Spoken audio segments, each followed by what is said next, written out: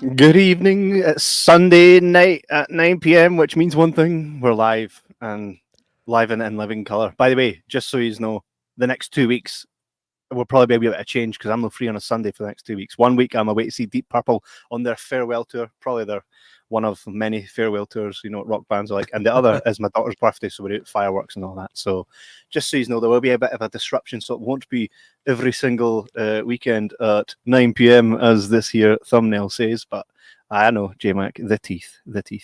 But aye, so just getting that out of the way first. You are. So tonight is a very special episode. This is a Halloween episode, and I should have dressed up. So should J Mac, you dressed up? Aye, Uncle Fester. Mate, I'm going to get into something about the Addams family, but we'll leave that for when we're on it, right? You know exactly what I'm going to talk about, right? And it's Go Today with Uncle Fester, but we'll wait till everybody's in. Tonight, a special episode, we're going to be chatting about the best and worst films of 2020 to 2024. That's the films that we think will stand up and the ones that were utter fucking shite. So each of us have put together a list of what it is that we loved and some of them that we don't love, and we're just going to sit here and hash it out like we would four dudes in a bar. So we're tonight joined by two very special guests. The first guest coming straight out of Glasgow is a regular on this show, Matthewman himself. Wave, Matthewman, you're up. This one's for £500, and the first time on the show. Aye, not bad, mate. You living the dream? All right. You just need to forgive my cold and hangover. So if I sound rough, that's what it is. He's next. He'll be ordering the fucking Fanta topped pizza. The guy in the back, that's Steve, the skeleton. Aye. We had a Halloween party last night, and when everybody was arriving, I says, it's not every party you go to, you have a member of One Direction at your party. Very good and well. Well, by the way, there's our strike. Now we know why this is ineligible for everybody. Also joining us on the show is a YouTube rock star himself, Barry from Wolfman's Got Nards. I mean, I don't know if the way I say it sounds like it's a band, but Barry does some really great work. He's one of the top tier YouTubers that talks in depth about films and flying the flag all over the world for Scotland. Ladies and gentlemen, Barry from Wolfman's Got Nards. Hey guys, how you doing? Sorry, I wish I had a wee sound effect, but I failed to prepare, so I prepared to fail on that one. Here we go, get a drum roll. It's Barry. There we go. Wow. Janice is in the house. She says, hey guys, hey Janice. Lovely to see you tonight as always. Jean Widdicombe. Jean. Sorry. I'm like that. I can't even. Jean doesn't have I'm like that. I can't even read. Hi Jean. Nice to have you here tonight. And Janice says, hey Matthewman. Just totally blanking Barry. Yeah, that's fine. So, lads, I think I'll kick it off right tonight on the first, and I'm glad I get the first pick because if anybody else here has chosen this for 2023, I'll be the one that got to bring it up. There's a film that came out in 2023 that fucking in my mind, like, you know, when you leave a film and you go, nah, it didn't sit right with me, even though you know it's no real. Right, this one fucked me up. It's called When Evil Lurks. Who's not seen it? Who's seen it? I've seen it. No, I've seen that. I've not seen it yet. Have you not seen it yet? No. This is probably going to happen a lot. See, when I was going through the list, I was going through by year horror movie releases by year. So starting in 2020, and I was like, I meant to see that. Shit, I meant to see that. I told Kevin I was going to watch that, and there's quite a few that I actually never got to. So that was one of them, and I've heard it's pretty diabolical. The premise is that there's a fat Uncle Fester looking guy lying on a bed, right? And what was it, J Mac? There's a guy on the bed, right, and he looks like something out of Resident Evil, and he's got. At first, you kind of try to figure out what it is that's going on in the town, and it turns out that if you doing the guy that's got the devil, it releases it and can then take shit. Am I right? Is someone correct me if I'm wrong here? It can then it possesses someone else, right? And there's parts throughout the film where you start to get what's going on, and then you're like, oh fuck. and then you can almost see moments coming, and I'm like, no, this film was so original and so out there. It was on Italian, I know, so I couldn't understand a word, but I had to read the subtitles. Are we going spoilery on these, by the way? No. Well, I mean, if it's for 2023, yeah, I mean, I mean, we can. Kevin's not the moral authority on spoilers. You should ask me. Ask me.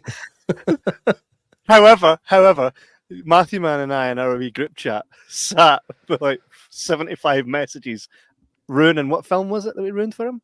Oh, the one that Wolfman's actually covered. The Substance. I was going to say The Substance, yeah. We'll probably watch it then, Jay. I've pretty much imagined the whole film. It's fucked up. He wakes up on his phone to 75 different messages, and he's like, "Oh, it's just the full plot of The Substance being discussed without me that I've not seen yet." So when evil lurks, for me, like there are scenes in that which I don't know. But should I spoil some of the scenes? Take a vote for it. Aye, I don't mind. There's one where the wee girl, she's got a dog, and the dog looks child eating, and there's a point, and I'm like, oh no, I can see what's coming. You can see it's going to happen, right? I didn't even see it coming. I didn't see it. Do you not? Well, I don't know why. I wasn't expecting it. No, for me, I was like, even sitting with my wife watching it, and she's like, "What?" Usually her reaction's always, if I say like Matthew recommended this, she usually sits most of the night going, "What the fuck, man? What the fuck is this?" But she had that very outlook on this film, and then the point where I seen the dog and the wee girl, I went, "She's fucked." I says, "That dog's eating somebody, probably her." And then there's a point, and just even though you know it's coming, it just for me, I think maybe as a father watching it, I feel certain ways about it that I wouldn't had I watched it before I had kids. You know what I mean? I think that gets to us all. I mean, you have kids, Barry. You do have kids, eh, Barry? Yeah, a boy and a girl. And so obviously when I see it happen with a little girl, I imagine my daughter, and then that wasn't even the half of it. Like after the initial bite, it then goes under the table and starts shaking. I'm like, and then it takes her outside. I'm like, just I know. It's like, I've been telling I'm not allowed to eat in the house. One of the worst. There's one of the worst parts. A mother is then possessed, and she takes the wee boy away with her, right? And I'm like, oh, I wonder what she like. Usually, I always say to my wife, like, they wouldn't have the kill off screen, so she's not killed that kid because they wouldn't waste a character that way. No, the next time you see her, she's fucking eating bits of his brain like popcorn in a bucket. I'm going to need to watch this again. I can only remember bits and pieces. I remember that's that scene specifically, bits and pieces. I remember the axe to the face. I remember that bit. Herself. I thought it was excellent. And I like how accidentally the goat gets shot as well. It's just like there's a goat literally sitting in the field like that. Fucking have me then, man. Come on, man. Do it. Chicken shit bag if you didn't. That's it. Boom. Down he goes. Yeah, I mean, like that's pretty much the only thing you need to say to a Scotsman to get them a day in, and shite bag if you didn't. Hey, Jay Mack. And it's game over. The receiving end of that many a time. Many times. I remember. Right. Disclaimer here. Right. I used to work for a company where I was a cook. Right. And the one time I used shite bag if you didn't, I says to a friend, we found a kid's toy that was made in metal, and we had these industrial microwaves, and I'm like, dare you to put that in the microwave? He goes, no. I'm like, please. No. I'm like, go on, just do it. No. You want me to destroy the place? I went, shite bag if you didn't. He went, give me a bowl. Should have seen the smoke that came out this thing, by the way. So for me, when Evil Lurks, by the way, a real top tier for 2023. I don't think there was a better horror film purely based on the shock factor, the story, the originality, and the fact that, again, I watched this film in subtitles, and I don't remember it being of a foreign language. I think that's the sign of a great subtitle film, is when you actually remember them saying it when they never ever said it. Yeah. Anybody disagree with that? That's seen it, Jay Mack? You can just. No, I agree. I think when you watch a foreign film, because you're having to read the subtitles, you're really taking all the dialogue in. you're reading it word for word. Whereas if you watch it in English, sometimes you might miss a few things, and you just like, that's fine. But yeah, when you're reading this word for word and you're watching what's happening at the same time, it was disgusting, but a brilliant film. Brilliant. Totally a great film. You're less likely to kind of look at your phone in that in case you miss something. Aye. You're going to kind of be important. But I'm definitely going to watch that again. Get it on the list, Matthew, man. That's a big thing, by the way. Being able to get through an entire film without pulling your phone out. My wife's terrible for it. We'll spend half an hour picking something to watch, and before the credits have finished, I see her. She's got the phone out, and it does my box in. But then, because she's doing it, I end up doing it, and I'm like, oh, Jordan, you're a dick as well. Well, as Sean Connery would say, my friend, you need to speak to her. Not let her stray from the point. I'm just kidding. J-Mac, give us a belter and what year it's from. Right, I'm just going through the 20 odd films I've got here to try and pick what I think is probably my favourite. There's a couple. There are some that were just good films, and there's one in particular I think was just good fun. But I'm going to go with Barbarian. Oh, I've got that written. Was that on your list? Let me score that out. Barbarian came out in 2022, I think. The unfortunate thing is I went to Wikipedia for my list, so that was maybe a big mistake. But I'm going to assume at least they got the year right. Barbarian with Bill Skarsgård. Aye. Well, okay. half it. That was... I think it was it was such a curveball of a film that it took me by surprise. It shocked me. It kind of made me laugh at bits as well. And I think it was original without being up its own arse. I tend to find that when critics now say, oh, this horror film's so original, I tend to go, well, it's going to be some elevated nonsense that I'm not going to get. But Barbarian, it was a mixture of good old-fashioned horror and something a bit fresh. And you couldn't see what was coming. And that's what I loved about it. And the fact that the trailer made it look like it was a certain type of film, and then the film came out and it was totally different. What were your thoughts on it, Barry? It's all right, sorry. Me? One of my favourite films of this decade so far. So you've said one of them for me, which is fine. But yeah, I absolutely loved it. Like you, I went into expecting something else. That's how you should do trailers. I think, if you're going to bring out a trailer, make it so that you want to see it, but at the same time, don't give anything away, especially the twist. And it's not, you wouldn't even consider it a twist. It's just part of the storyline that just keeps on going on. And you're like, what's happening? But what a film. But it's one of these films where you expect the guy to be the predator, like the guy in the house. 100%. But then I started to think, have you all seen it?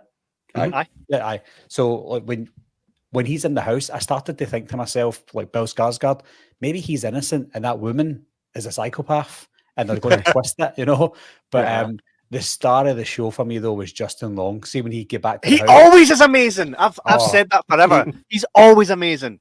There was a scene, I had to pause it because I was in stitches and it wasn't even supposed to be that funny, where he got his measuring tape out and he was measuring the house. And then he went down in the basement and he's measuring the basement as well. I had to pause it. I was in stitches. He stole the show for me, but I don't want to go on and on. But Barbarian was fantastic. Loved it.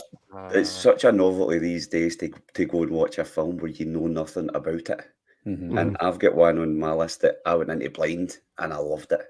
And it's maybe not the most popular film, but that Barbarian as well. I knew nothing about it at all. I think it was you, one of you two, who told me to watch it. And really good. But as soon as you see Justin Long pop up my horror movie, you know he's getting it bad. Oh, 100%. I love that they've done the Scream, where they made you think that Bill Skarsgård was going to be in it for a long time, and he wasn't. He was in it for a good wee chunk, but then they kill him off, and you're just like, strange. I also will it get spoilery? A bit fucking late to ask that. It's I'm right in saying he kills her, right? Justin Long kills her at the end, right? I think he tries to. No. He throws her off. No, he throws her off the water. Aye. Sorry, but she survives. Excellent. Aye. But here's the other thing. Like, I don't think anybody will have this on their thing, but Baghead done the same thing, right? That film was so shit. It wasn't terrible. I still liked it, right? But Baghead, it's like, so you want to add an element of realism to a horror film? Let the main protagonist get fucking killed. I'm like, yes, this would happen. You know, she's not going to just survive for the sake of it. Like fucking Terrifier 3, hands all blown, fucking smashed to fuck, and then next minute she's got an axe. She's just a sword, and she's just like, you know what I mean? It's like, that's because she's Jesus. Okay. You stopped talking about Terrifier 3 yet? Aye. Which, by the way, was far better than I expected it to be. Far better than 2, in my opinion. But I really liked Barbarian for those reasons. The fact that Justin Long is an excellent prick as well. Because I've always been flying the flag for him, by the way. He's excellent. What's the actor guy's name? Is it Brake? Richard Brake? Richard Brake, yeah. He's such a good, creepy bastard. That slimy guy in everything you watch. He was the original Night King as well.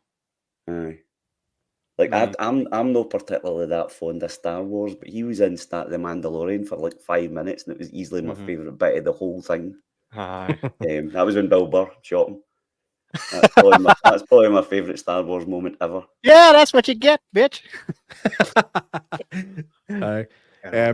So I think Barbarian is right up there. Like I said, I do have a couple of kind of honourable mentions, but I think I'll let Barry go before me in case I take another one of his, because I've got a feeling at least one of my honourables is going to be on his list.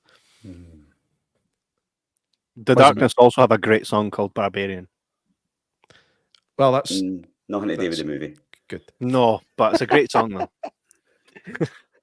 though. So will we give Barry the honour next? Aye, go for it, Barry. Go with me next, yeah? Aye, go for it. Matthew, when you're last now. Right. Sorry about that. I might be taking one of yours then, Matthew. Sorry. I doubt it. I'm going to go for one of the first films of the 2020s, and it was the last film that I saw before COVID shut everything down at the cinema, and it was The Invisible Man. From that's on my that's on my list. It's on my list. Is it? Am I the only one that was like? I loved that film. Aye. I love the realism of it. Yeah, that's what I like. It's an up-to-date version of The Invisible Man. It was directed by Lee Winnell. That's probably the film I had wrote the most about, so thank you very much. Well, Jimmy, that's your fault. I know. I'll talk a little bit about it, and then you can fill in the blanks then. So yeah, as a lot of people will know, Lee Winnell, he's doing the Monster Universe film, so he's directing The Wolfman that's out in January. Same kind of style, and it might be the same universe. Maybe we'll see characters from The Invisible Man come into it. You never know. But yeah, Invisible Man was fantastic. Acting was brilliant in it. Nice little twist. And even though it's so far-fetched, they explain things in it almost like, I actually believe that could happen. Like the suit that they use, it's just all mirrors. So he's not actually invisible. He's just got this technology. And this technology, I think maybe you could see down the line. Great film. He's got one of these suits, isn't he? He's darting about his house, invisible. But there's so many layers to the film as well. It's not just about the Invisible Man, it's about like the domestic abuse that woman was getting throughout the whole entire film. Even after he supposedly died, she was still being abused by him mentally, and then later on realizing he's still alive. That's all I'll say. Sorry, Matthew, man, you can. That's fine. You can tell us a little bit more about it. we were the same. That was. I remember I was right at the start of lockdown, and I think when we watched this film, and it kind of freaked the missus out a wee bit. It was just, I loved these shots where the camera would just move to nothing, and you were like, and then it would just move back, and you're like, it was as if they were filming somebody that like they were there, but they weren't. It's incredible to watch. Yeah. Aye. It's just such a novelty as well when you get a film like this, and there's no really any cheap like loud noise jump scares. It was all.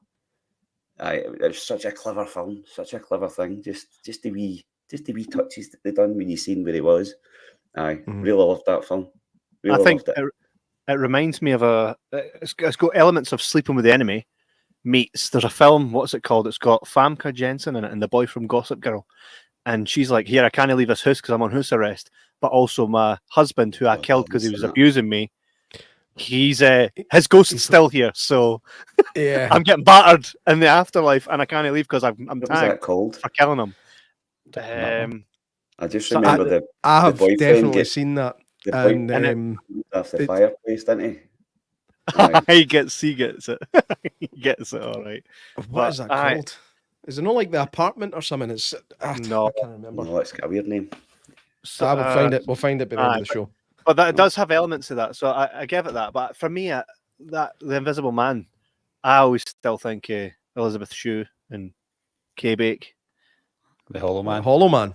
Oh, that's Hollow Man. Aye. Yeah. Well, aye. So that's still an Invisible Man, right? Hollow Man. Well, aye. John Barry's like, well, no. Well, no, really. John Carpenter directed a film called The Memoirs of an Invisible Man with Chevy Chase. Right, in the early 90s. I loved that when I was a kid, man. So did I. I've not seen it since, so it's probably terrible, but I loved it as well. I remember there's the bit where he's trying to eat Chinese food with chopsticks when he can't see his own hands, and it's hilarious. But Chevy Chase pretending he can't see his own hands, he was so good at it. It was so well put together. Trace says, "Hello, been through domestic, very difficult going through that. Never leaves you." Well, I hope all's good in the hood, Trace, and that he doesn't have an invisible suit. No, I'm only joking. That sucks. I hope all's good. A lot of people said that after seeing The Invisible Man. Like, people came out and said people who have went through domestic violence, they watched The Invisible Man, and it's the way that I can't remember the girl's name, the actress, they said she was brilliant and she acted just like a domestic victim as well. So yeah, so many layers to that film is great, but it's a shame that obviously that actually happens in real life. But bringing that into a horror film and giving us those horror elements to it just added to that. It was a great film. It's probably the whole element of not being believed as well. As another factor that was quite cleverly explored. No, I like crazy. I think the budget was tiny as well for what it was. I think it was like 10 million or something. It was because it's a Blumhouse film, I think. So they've got really low budgets. Aye. Trace just called Matthew Min narcissistic. Aye, narcissistic. I'll Google that later. I hope all is well, Trace. Does anybody know Trace here? No, not me. No. She says, "I'd like to watch that." I check it out. It's called The Invisible Man. Came out in 2020. Matthew Min, seen as Barry stole yours. What's number two? That was one of them. I loved this film when it came out. It's a 2023 one. It's probably everybody's favourite, but Cobweb. Did you ever watch? Cobweb? I watched Cobweb. I knew nothing. I knew nothing about it. Watching it, I sat and watched it with my eldest. And like, you instantly, I don't know the actors' names. I just know him as Homelander, and I know her as Annie Wilkes from the Stephen King thing. You just thought they were creepy bastards in it, but it was just like this kind of dark fairy tale, like the music, everything, and then the reveal, which I don't want to spoil, but I loved it. Like, really loved this film. I've watched You're thinking Anthony Starr, who's phenomenal. He should always play a bad guy because he's so good at it. But I don't necessarily think he was a bad guy in it. He just looked uneasy. The two of them did. But that was one of my favourites, like, recent years. Loved it. It was all right. It was a bit fucking creepy. I liked it until the reveal. I thought it was really good until the reveal, and I thought, that's a bad thing. That happens a lot, though, doesn't it, Barry? Like, you'll be really enjoying something until they show you what's happening. You're like, well, that's crap.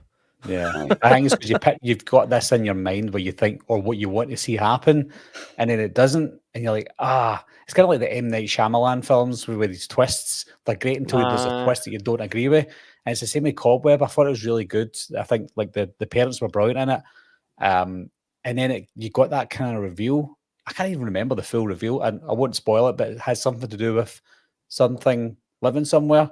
Yeah. And then when that was revealed, I was like, it felt like it was from a different film. Boo! It's a spider. P Diddy jumping out the wall. It was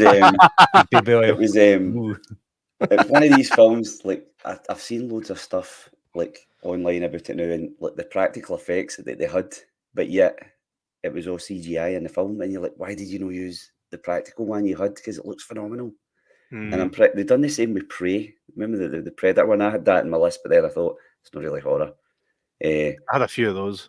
There was the suit was fantastic, but yet they just CGI it all, and it just looks as shite, you know. But I loved Cobweb. I sat and watched it with Rachel, and the two is when the twist happened, she just looked at me and went, "Is this happening?" And then it freaked her out a wee bit, you know. And I think when you watch a film where you watch it, like the two is sat like gobsmacked at this, loved it.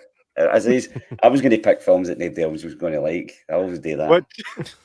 Usually you do. Matthewman's well known for liking the obscure, crazy shit. I mean, shite. Aye, that's no, but I feel you, mate. I feel you. My wife's not that into it. So anytime you give me these recommendations, or you'll say, "Oh, have you ever seen fucking the coat hanger murders for space and shit?" And I'm like, it's gone on the list, right? But you have to understand, he gives me that many films like that there's now a list, and I can only get through them when I'm watching them alone, which is very. When I saw The Substance, the message and it says, "Watch it, don't watch trailers, don't read anything about it, just go and watch it." And I didn't. And you know what's funny? I now, like you guys were saying at the start, see when someone says, "Oh, the new trailer's just dropped," I'm like, nah. I like to go into things absolutely blind. I'll not even read a synopsis half the time. My wife will see. I'll see an image, right? If we're scrolling, I'll see an image and I'll go, and then my wife will start reading it. I go, shh, let's just put it on and see what happens. Let's just go for it. You know what I mean? Because a lot of the time I think they give too much away to try and sell it, which then, you know, I think look at The Substance and how everybody's talking about it. Oh, you need to see it. You need to see it. You know what I mean? I think if something's done right, word of mouth is such a powerful tool that it'll be like it used to be, and you'll just tell your pals you need to watch it. The minute Matthewman watched that, he said to me, "Oh, you need to watch it. Just stay with it." My wife at one point went, "This Matthewman just sent you fucking porn, man. How is this not porn?" And I'm like, listen, I says, this isn't the type of thing Matthewman sends me. I says, there has to be something coming. Right, stick with it. She's like, stick with it. I've spent we're half an hour in now, and that lassie just shake their arse the whole time. Right. I've not seen it yet, by the way. Just before you have you not? No. So if you're going to say anything, I need to take my headphones off again. No. There's nothing there. Bar shaking the ass. I bet he'll rush to go and watch it tonight. Aye, I can only date till 9:30 tonight, boys. He's going to need an extra half hour for something else. So we're back to me now for my next pick, right? I thought 2023 Late Night with the Devil was fucking excellent. And I don't think it should have been as good as that, because when I went into it, blindly I might add, I had heard a bit of rumbling. My mate Todd says, "Need to check this out, Kev. This is a bit different. You'll enjoy it." Started watching it, couldn't quite understand where it was going. And I thought, so is this going to be a TV show format where the guys, I started to understand it a bit more. And I was like, oh, okay. And then I was like, damn. And I think as well, like, how cool would it have been if they'd have made that like a, you know, the same way that they made Blair Witch Project, like a found tape, to the point where people are like, oh, is it even real? Then they've done it with Paranormal Activity slightly, right? Imagine if that film was like, here's an old TV pilot that never made air, and Blumhouse or whoever, I think that wasn't Blumhouse, but say it was A24, I think. Was it definitely A24? I'm pretty sure. Oh no, Barry looks like he's saying no, it's no. I think it's Warner Brothers. I don't know who it is. I'll tell you now. But when do you know what I mean? If they'd have just says, imagine they said, here's an old TV series we tried to pilot and it all went tits up, and for the first time ever we're going to release it. And they didn't have any known actors. But they didn't have known actors. I was going to say that. Like, David Wilson was great in the 70s. That's the whole basis for Garth Marenghi that I've been telling you to watch. Still not seen it. Still not seen it. Me neither. This is the problem with doing this podcast, though, is that there's everybody throws so many things at you to watch, and I physically don't have enough life left to watch everything that's been recommended to me. It was Shudder. It was Shudder. It wasn't A24. Shudder. So it was. That's what I said Shudder. You should have said Shudder. You said fucking A24, yeah, prick. I think it felt A24. I understand why you say that. I understand why. I know now why you say that. Sorry, we got a ton of comments here. My daughter's worked in Basket Cinema. Oh, good. Probably before my time. Hence why I know you guys. Oh, Clash, you been to a live show? I love Scary. Scarier the better. 100%. Question, Interstellar, what you guys think of that? No seen it. Deliberately, for a reason. Janice says, Hobby and I watch movies together because we usually like the same types of movie things. Good. I think families that watch horrors together stay together. Jibber Jabber, you guys covered Basket Cinema, Old Church. We did. We done plenty of events there. Where are you all you guys from? Mars. Among the worst horror film is Night Swim. Oh, okay. I didn't even bother with Night Swim. What about you? Night Swim. I just heard it was. What do you think? Night Swim, Barry? I'll take that off my list now. You don't like it? I'm only joking. I don't like it. I don't like it. It's not on my worst list. Water. Well, I don't know. Like it's something bad. in the water. Something in the water, eh? Aye, for me, like that. Good shout there, Cass Stiller, Daniel Garcia. I'm terrible at saying these names. I'm going to J Mac. Read this. You're pretty close. Like Castella. It's definitely Daniel Garcia. Yep. First name's actually got. There's a wee bit of ambiguity to the pronunciation of that one. It could be Castellar, could be Castellar, could be Dave. I don't know. Well, Castilla, yeah. And I've seen that image. That's a Pink Floyd thing, isn't it? Todd Surprise, the legend himself. How's it going, my man? He says, great, wickedly horror film. He's told us to watch this before.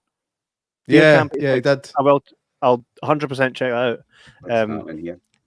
Aye, we've got a lot of comments, but we'll get to them. Night Swim. So you guys thought that sucked ass? I didn't see it, but it went off my radar because I'd heard it was pretty shit.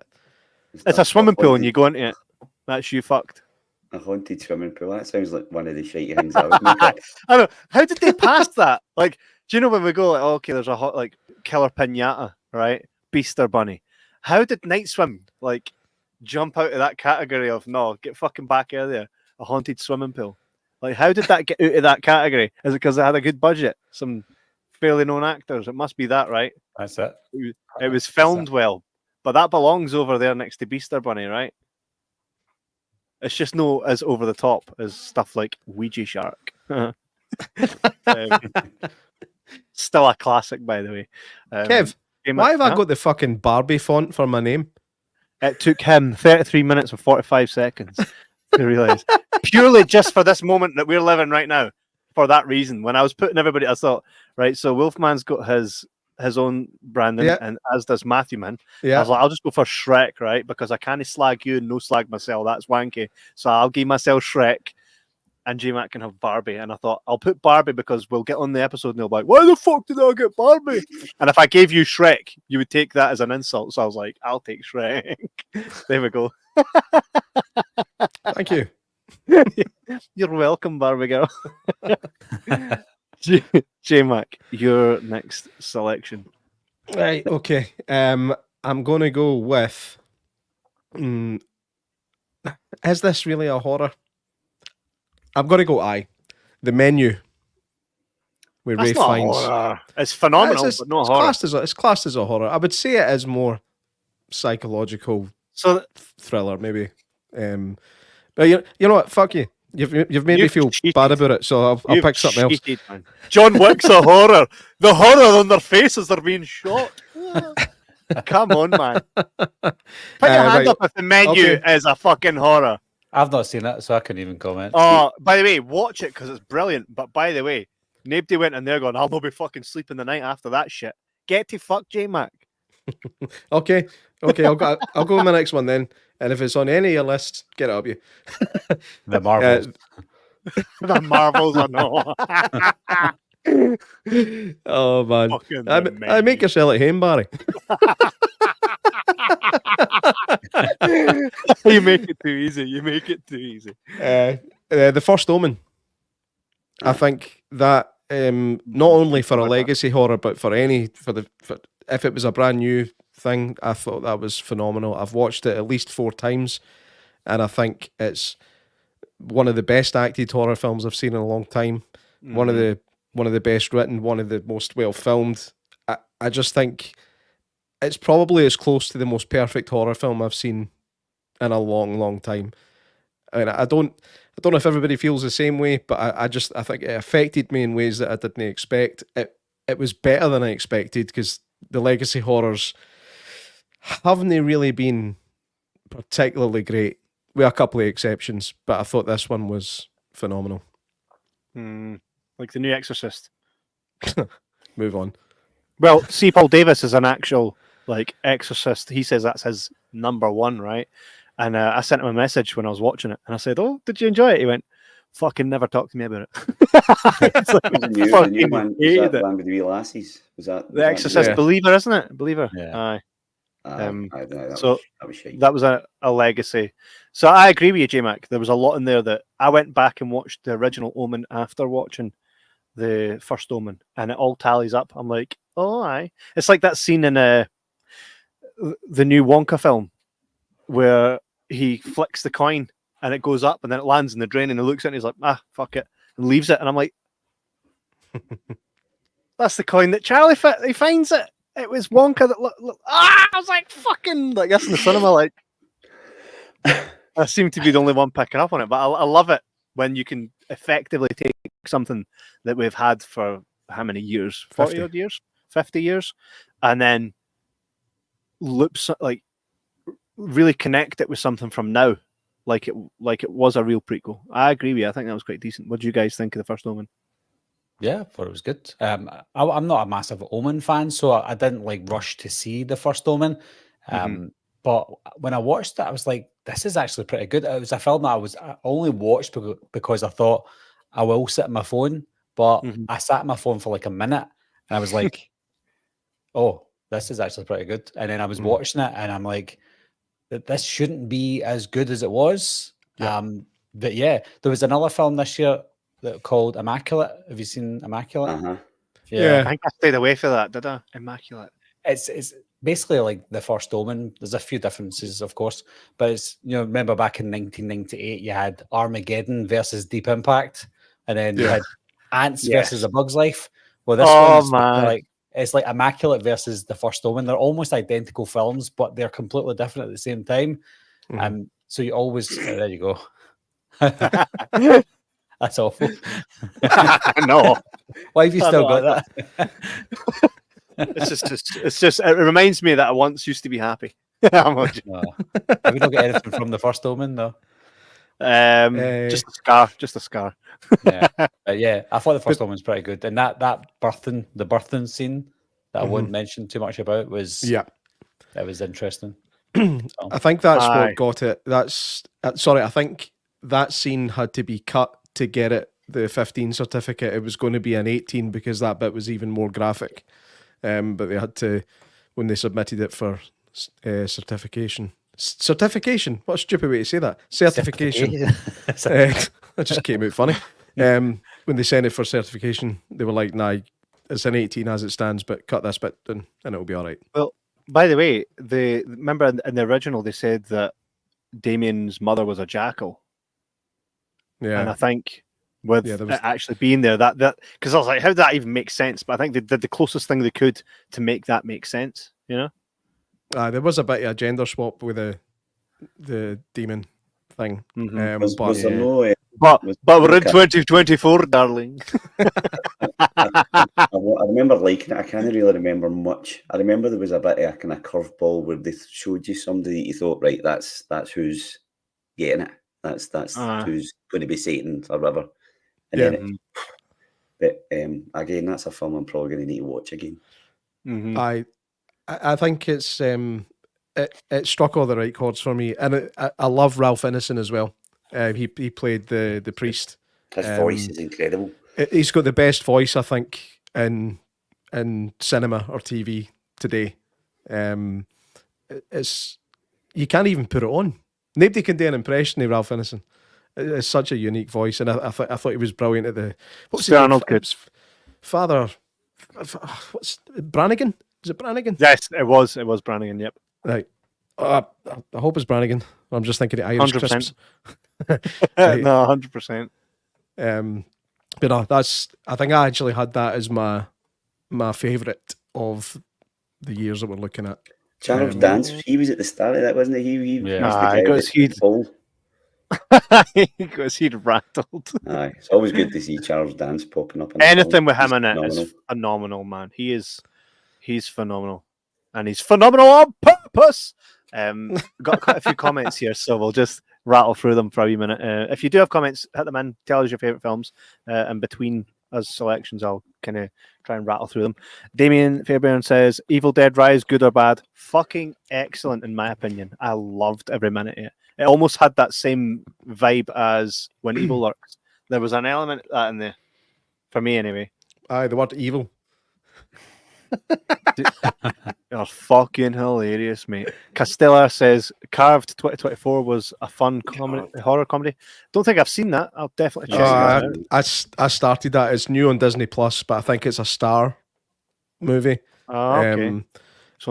Nah, it looked pretty poor. Like it's about a killer pumpkin. Matthew Mann, you'll fucking love it. Oh, mate, Matthew Mann. That to the list. I'll text you later, Matthew Mann. Trey says Damien. Oh my God, hate shit like that. Love supernatural horrors. Kevin, are you local? Well, I'm local if you're near me, pal. Just the accent. We all have the same accent. I'm local if you're near me. Sorry. Todd says, watch Stephen King's Creepshow early morning today. Oh, love Creepshow. I've got that on Blu-ray. Creepshow's excellent. phenomenal. You guys love Creepshow? VHS Beyond was wild. Matthew, you keep going on about that, don't you? The new one was brilliant. I loved it. That was that was what I was going to say about Late Night with the Devil. That kind of felt like a VHS segment. Aye. All right. I'll definitely check it out. I kind of stayed away from them because the artwork always looked shit. So I've just kind of been like, don't know. They're just wee anthologies. Like chances are you'll watch one and there'll be like 3 shite ones, and then there'll be one phenomenal segment. But the new one was really good. Yeah, with all 2 really good. Have you seen the new one? Have you seen the new one? I've only seen the first 3. I've not seen the other, like the newest 3 ones, like VHS 94 and stuff. Aye, is there 6 now? Is that right? I think there might be 7. There's about 8, I think. Fuck, Jesus. But the new one, there was a bit in the new one, and it was the most horrific kind of opening scene. And there was a bit that I had to show. I messaged Kevin. I says, when you watch it, I says, and I sent him a picture of Big Bird for Sesame Street. And I was in tears laughing at this bit of this film. It's like a serious bit, but it was just. I know what you're talking about. Have you seen it? Aye. Do you think I'll laugh at it, J Mac? Probably. Aye. You laugh at a lot of things that shouldn't be laughed at, but I think you will definitely laugh at this. Well, that's good. We were getting frowned when we were watching Terrifier 3 because I was in fits laughing at bits of it, and like, who's this guy laughing at this? Matthew, I feel your burden, my friend. I feel it. Trace calls Matthew a pussy, lol. Then she says, no, I laughed because you're younger. Messengers cracker. Oh, Messengers, that's a good film. Lol, yes, I agree with The Omen. Smashing. Tracy said shit. So she's not a fan of The Omen. And then she laughed. Costello says Clancy Brown should be the new tall man if they ever remake Phantasm. Clancy Brown is phenomenal in everything. Do we all agree with that? Yeah. Yes. I've yet to see a film where see anytime you see Clancy Brown as a bad guy, you're like, oh, we're in for it. Yes. What's that film? Is it Pathfinder? Anybody seen that? Yeah, I think it's on Italian and all. And then you just see him and he's just like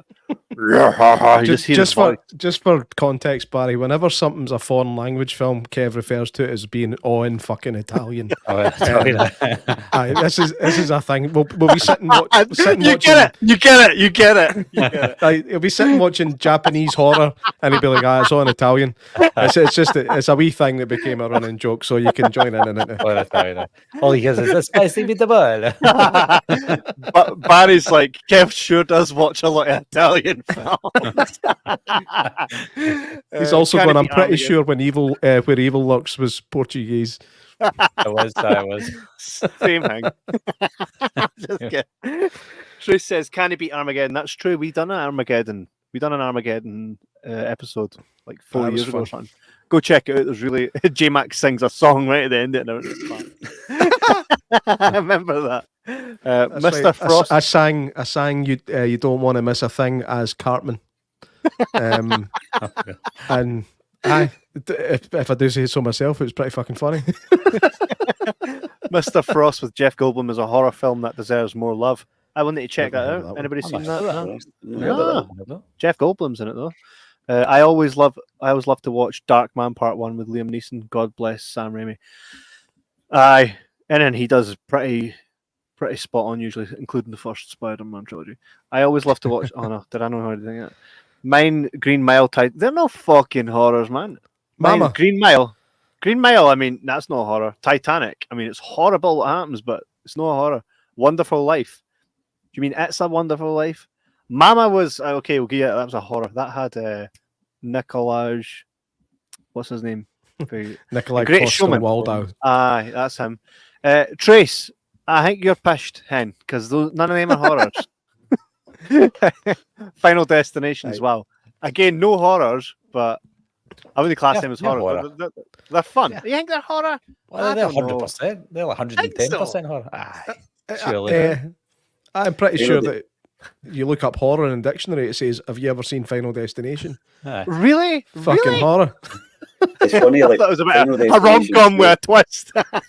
Final Destination 2, we still talk about it when you see one of the lorries. You're like, oh, there we go. Always. It's there all the time. Sunbeds as well. Sunbeds. Anytime my wife goes I've sunbed. Never been near a sunbed. I shit myself because I've seen. No, Craig, I can tell. That's why that's raising the wall. That's you if you went to a sunbed once. That's everybody in Scotland doing it. For vampires. Story. Buried Alive Part 1. Never checked that out. I've seen one. That's a great film, Buried Alive. This is the OG one. No, well, it came out in 1990 with Tim Matheson. Don't know if she tries to poison him and then he comes back. And builds a big, phenomenal film. Love that film. I've seen that. Frank Darabont, aye. Jennifer Was Jason that him? Frank yes, Darabont, it is. Is that the one where I'll tell you what happened to your daughter, but you need to drink this first? Is that one? Aye. Aye. By the way, what's your favourite Jennifer Jason Leigh film? Who? Any of I can't even think. I think who she is. Buried Alive. Fast Times at Ridgemont High. I've not seen that in years. What's the one with the cookie roommate? She was the roommate with the. Can't mind her name. Anyway, who cares? The machinist, maybe. I didn't know that was Frank Darabont who done that, but that was a great film that never gets talked about. Phenomenal film. I remember watching that as a kid. Also love Hunger Games. You're still single white female. Single white female. Right. Single. She cuts all the hair off in that. Aye, that's the one. I never watched that one. Never said. Just like different genres. I know, but we're talking about horror. I'm currently watching The Shawshank Redemption. Phenomenal film. That's up there for like everybody's. What's everyone's opinion on Baghead? Anybody got that on the list? Baghead was all right. Actually, funnily enough, I didn't even put it on my that was crap list, but nah, that was not for me at all. No, seen it. I know there's that famous. No, is that famous girl in it with the blonde hair? Can't remember who she is. Well, for me, Peter Mullen's the most recognisable person for me. Oh, is he in it as well? He's basically the dad. He's just there to Peter Mullen the shit out it. No, he's quite excellent in it. I really liked Baghead. I enjoyed it. A couple more comments, and then we'll get to Barry's next pick. Love the music and Krull from James Horner. Hey, there's no a James Horner piece that wasn't phenomenal. Everybody likes Krull. Class, eh? I can't remember Krull. I know I've seen it because I seen it when I was a kid, and I remember that fucking star-shaped boomerang thing. Like the Jeepers thing. It's very similar to that.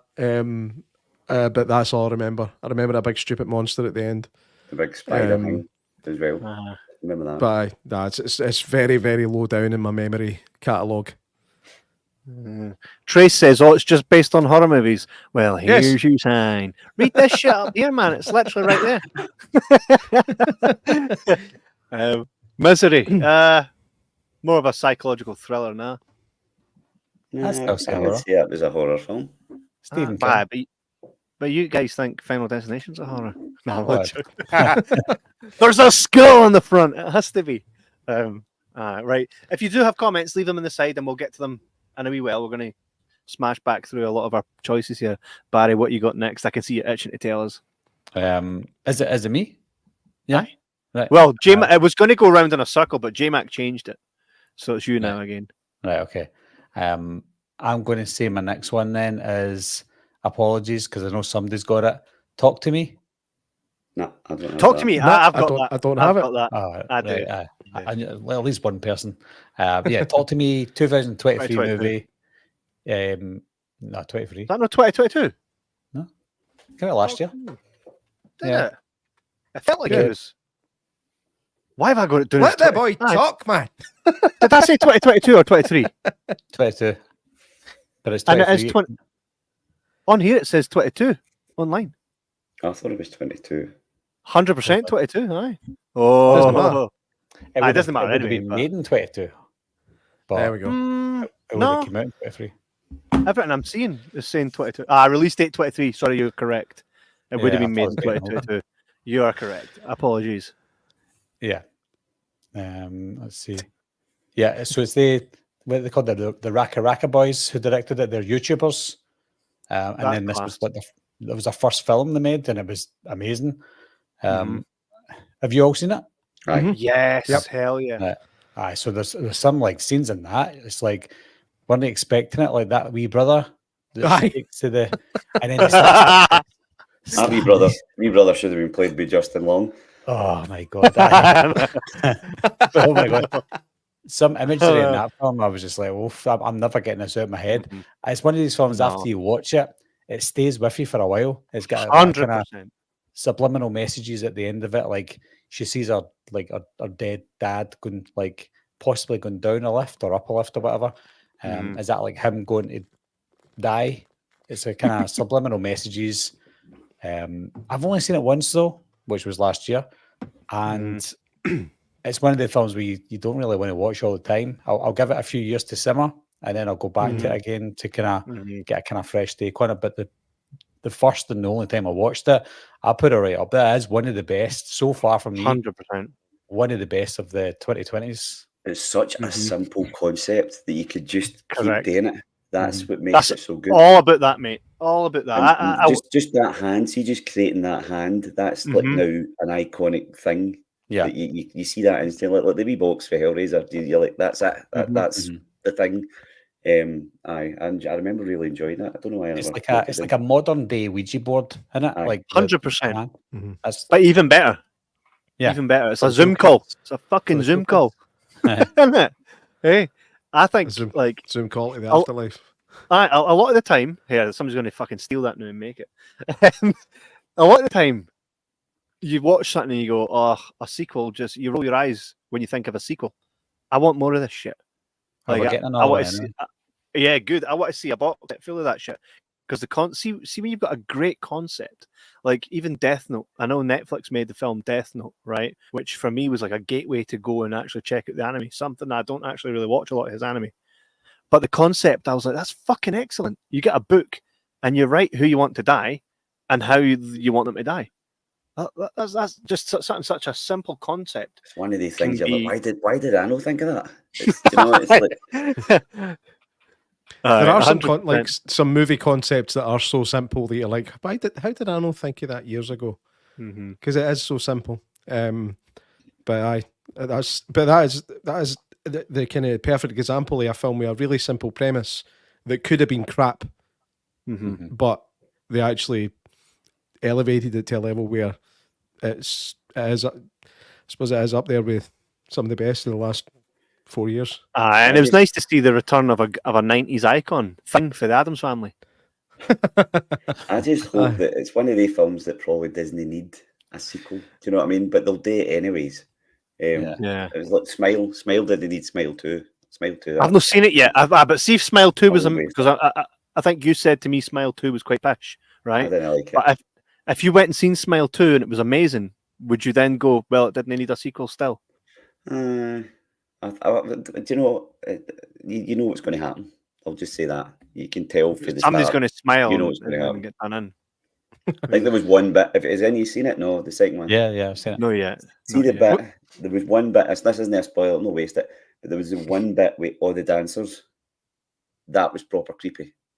And then I didn't like the rest of it. Nah. Well, what about you, Barry? Did you enjoy Smile 2? It was 10 times better than the first one, I thought. Really? Aye. So again, that's just my opinion. There's some people who like the first one better, but I feel like they used the concept of the first one and ran with it. Like it was the first film in a long time that I went to the cinema, and I actually found myself doing this sometimes, like kind of looking away because I feel like I'm going to get a fright here.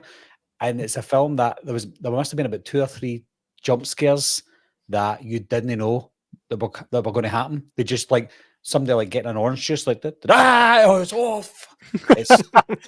I was just like, oh. I get really put off when you go, I've just watched 15 minutes of that film, but it was on our head, and you're like, that does my head in a wee bit. I don't know. That's like American Psycho. You're like, oh, so he did kill everybody, or he didn't? But same type of thing, right? That's ambiguous. That's an ambiguous thing. Like nobody actually. I don't think they've ever answered the question as to whether it was did or didn't kill any people. Well, the director came out and said it is ambiguous, but he definitely didn't like. He definitely killed people. That's a definite. But who did he kill? And I'm like, oh, what? You know what I mean? You choose. Like, I'm like, you should have just shut up the whole time now. Do you know what I mean? Because she says didn't want it to be exactly like the book. She wanted to leave it open to interpretation, but don't think that he didn't kill anybody. I'm like, I've learned nothing for this conversation, you motherfucker. You know what I mean? But I get you. Sometimes you feel cheated when something didn't actually happen. I might have just been in the wrong frame of mind when I watched it, but I just remember going, nah, I just kind of wanted it to finish. And I knew how it was going to finish in my head, and I thought, right, I wasn't far off, but do you know? It wasn't for me. It wasn't for me. I'll put it that way. An episode we should do as a follow-up at some point is films that you watched the first time and hated, then loved the second time round, because I'm sure there's been many of those for many of us. Interstellar, funnily enough, for me. But crazy. Anyway, that's a different podcast altogether. Matthewman, what's your next pick, Matthewman? Right, my next one is on Italian. It's Taiwanese, and it was 2021. The Sadness. Have you seen that? Oh, I've seen Sadness. It's phenomenal. I've avoided The Sadness because I heard that it's sad. Probably one of the most grim things you'll ever watch. It's like that looks amazing. Later, only like on steroids. Do you know what I mean? I was going to call it a zombie film, but they're no zombies. It's like because they know what they're doing, but it's just. The first time I seen that, I think somebody told me to watch it. Like, you need to watch this. Don't read about it. And right off the bat, you're watching it, and you're like, this is brilliant. This is for me. I'd probably say it was more gory than Terrifier. You know, there's some proper gruesome stuff in it. But it is a doer film. You don't come out it in a good mood. That's a great word, isn't it? But it's really, really good. I don't know if you know anything about it. It's basically 28 days later, people get infected, but it just turns them into like they basically do violent things, but they're enjoying it. You know that this is what they want to do. But it's such a good film. Kind of feels like The Crazies. Aye, a wee bit. Aye. I think it was based. I was reading about it, and I think it's based on a comic, or I think it's close to a comic that they were saying, "Oh, you've just ripped off this comic." But I don't know too much about comics to kind of know that. But It's just a really good film. I think I told you to go and watch it before. I've told you. I recommended it. Get the missus to sit and watch it with you. Fucking watch it. Aye, right. If I say to her, one, it's on Italian, she'll be, oh, I'll have to read, right? That's her. Two, it's got like zombie things in it. And three, Matthewman recommended it. She's away to her bed, mate. So there's no sexy dancers in it. Well, I'm away to my bed. I'm just kidding. Before I get to the next one, there's quite a few comments. I'll quickly bash through some of them. Pumpkinhead 1 and its comics are really good. Something I think I tried to watch Pumpkinhead and it was pish. Or I think it's something else. Good. Was I thinking of something else? Directed that. Was that? It's quite an older film, eh? Yeah. I'm sure I couldn't get into it. Practical effects are phenomenal. Castellar says glad Walmart had steelbooks films as Creepshow 1 and Fright Night 1. Fright Night is excellent, along with the black and white Blu-ray of The Mist. Again, that's Darabont, isn't it? The Mist. Mm-hmm. Aye. Yeah. Those are great. Actually, The Mist is worth a wee quick conversation for one reason. Mm-hmm. Kev, you know I love black and white, right? Mm-hmm. That's what you're saying in there. There's a black and white version of The Mist that I want to get my hands on because I imagine it's the type of film that could work really fucking well in black and white. Now, I spent ages trying to find one, but it was going to cost a fortune. So I thought to myself, why don't I just watch The Mist but put the colour right down on my telly? Surely that'll be the same thing. But having seen clips of it, it's no. They really play about with the picture and the black and white to make it look fucking phenomenal. So that's on my list. The Mist is on my list. They're bringing out the new Godzilla in black and white. That was phenomenal. Mm-hmm. It was really good, really good. We got invited to the premiere of that down in London. It was, or is it on the 1st? But it's down in fucking London, man. It's expensive as shit. But anybody got a house in London? But Barry, we've been invited to quite a few kind of premieres and stuff and screenings all in London. We're like, can I go? It's brutal, isn't it? It's like I can't go unless you pay me. You can't go unless you fucking and thanks for giving me 4 days notice when I've got a job. I know, always like 4 days notice. Always, I'm like, oh, fuck me, man.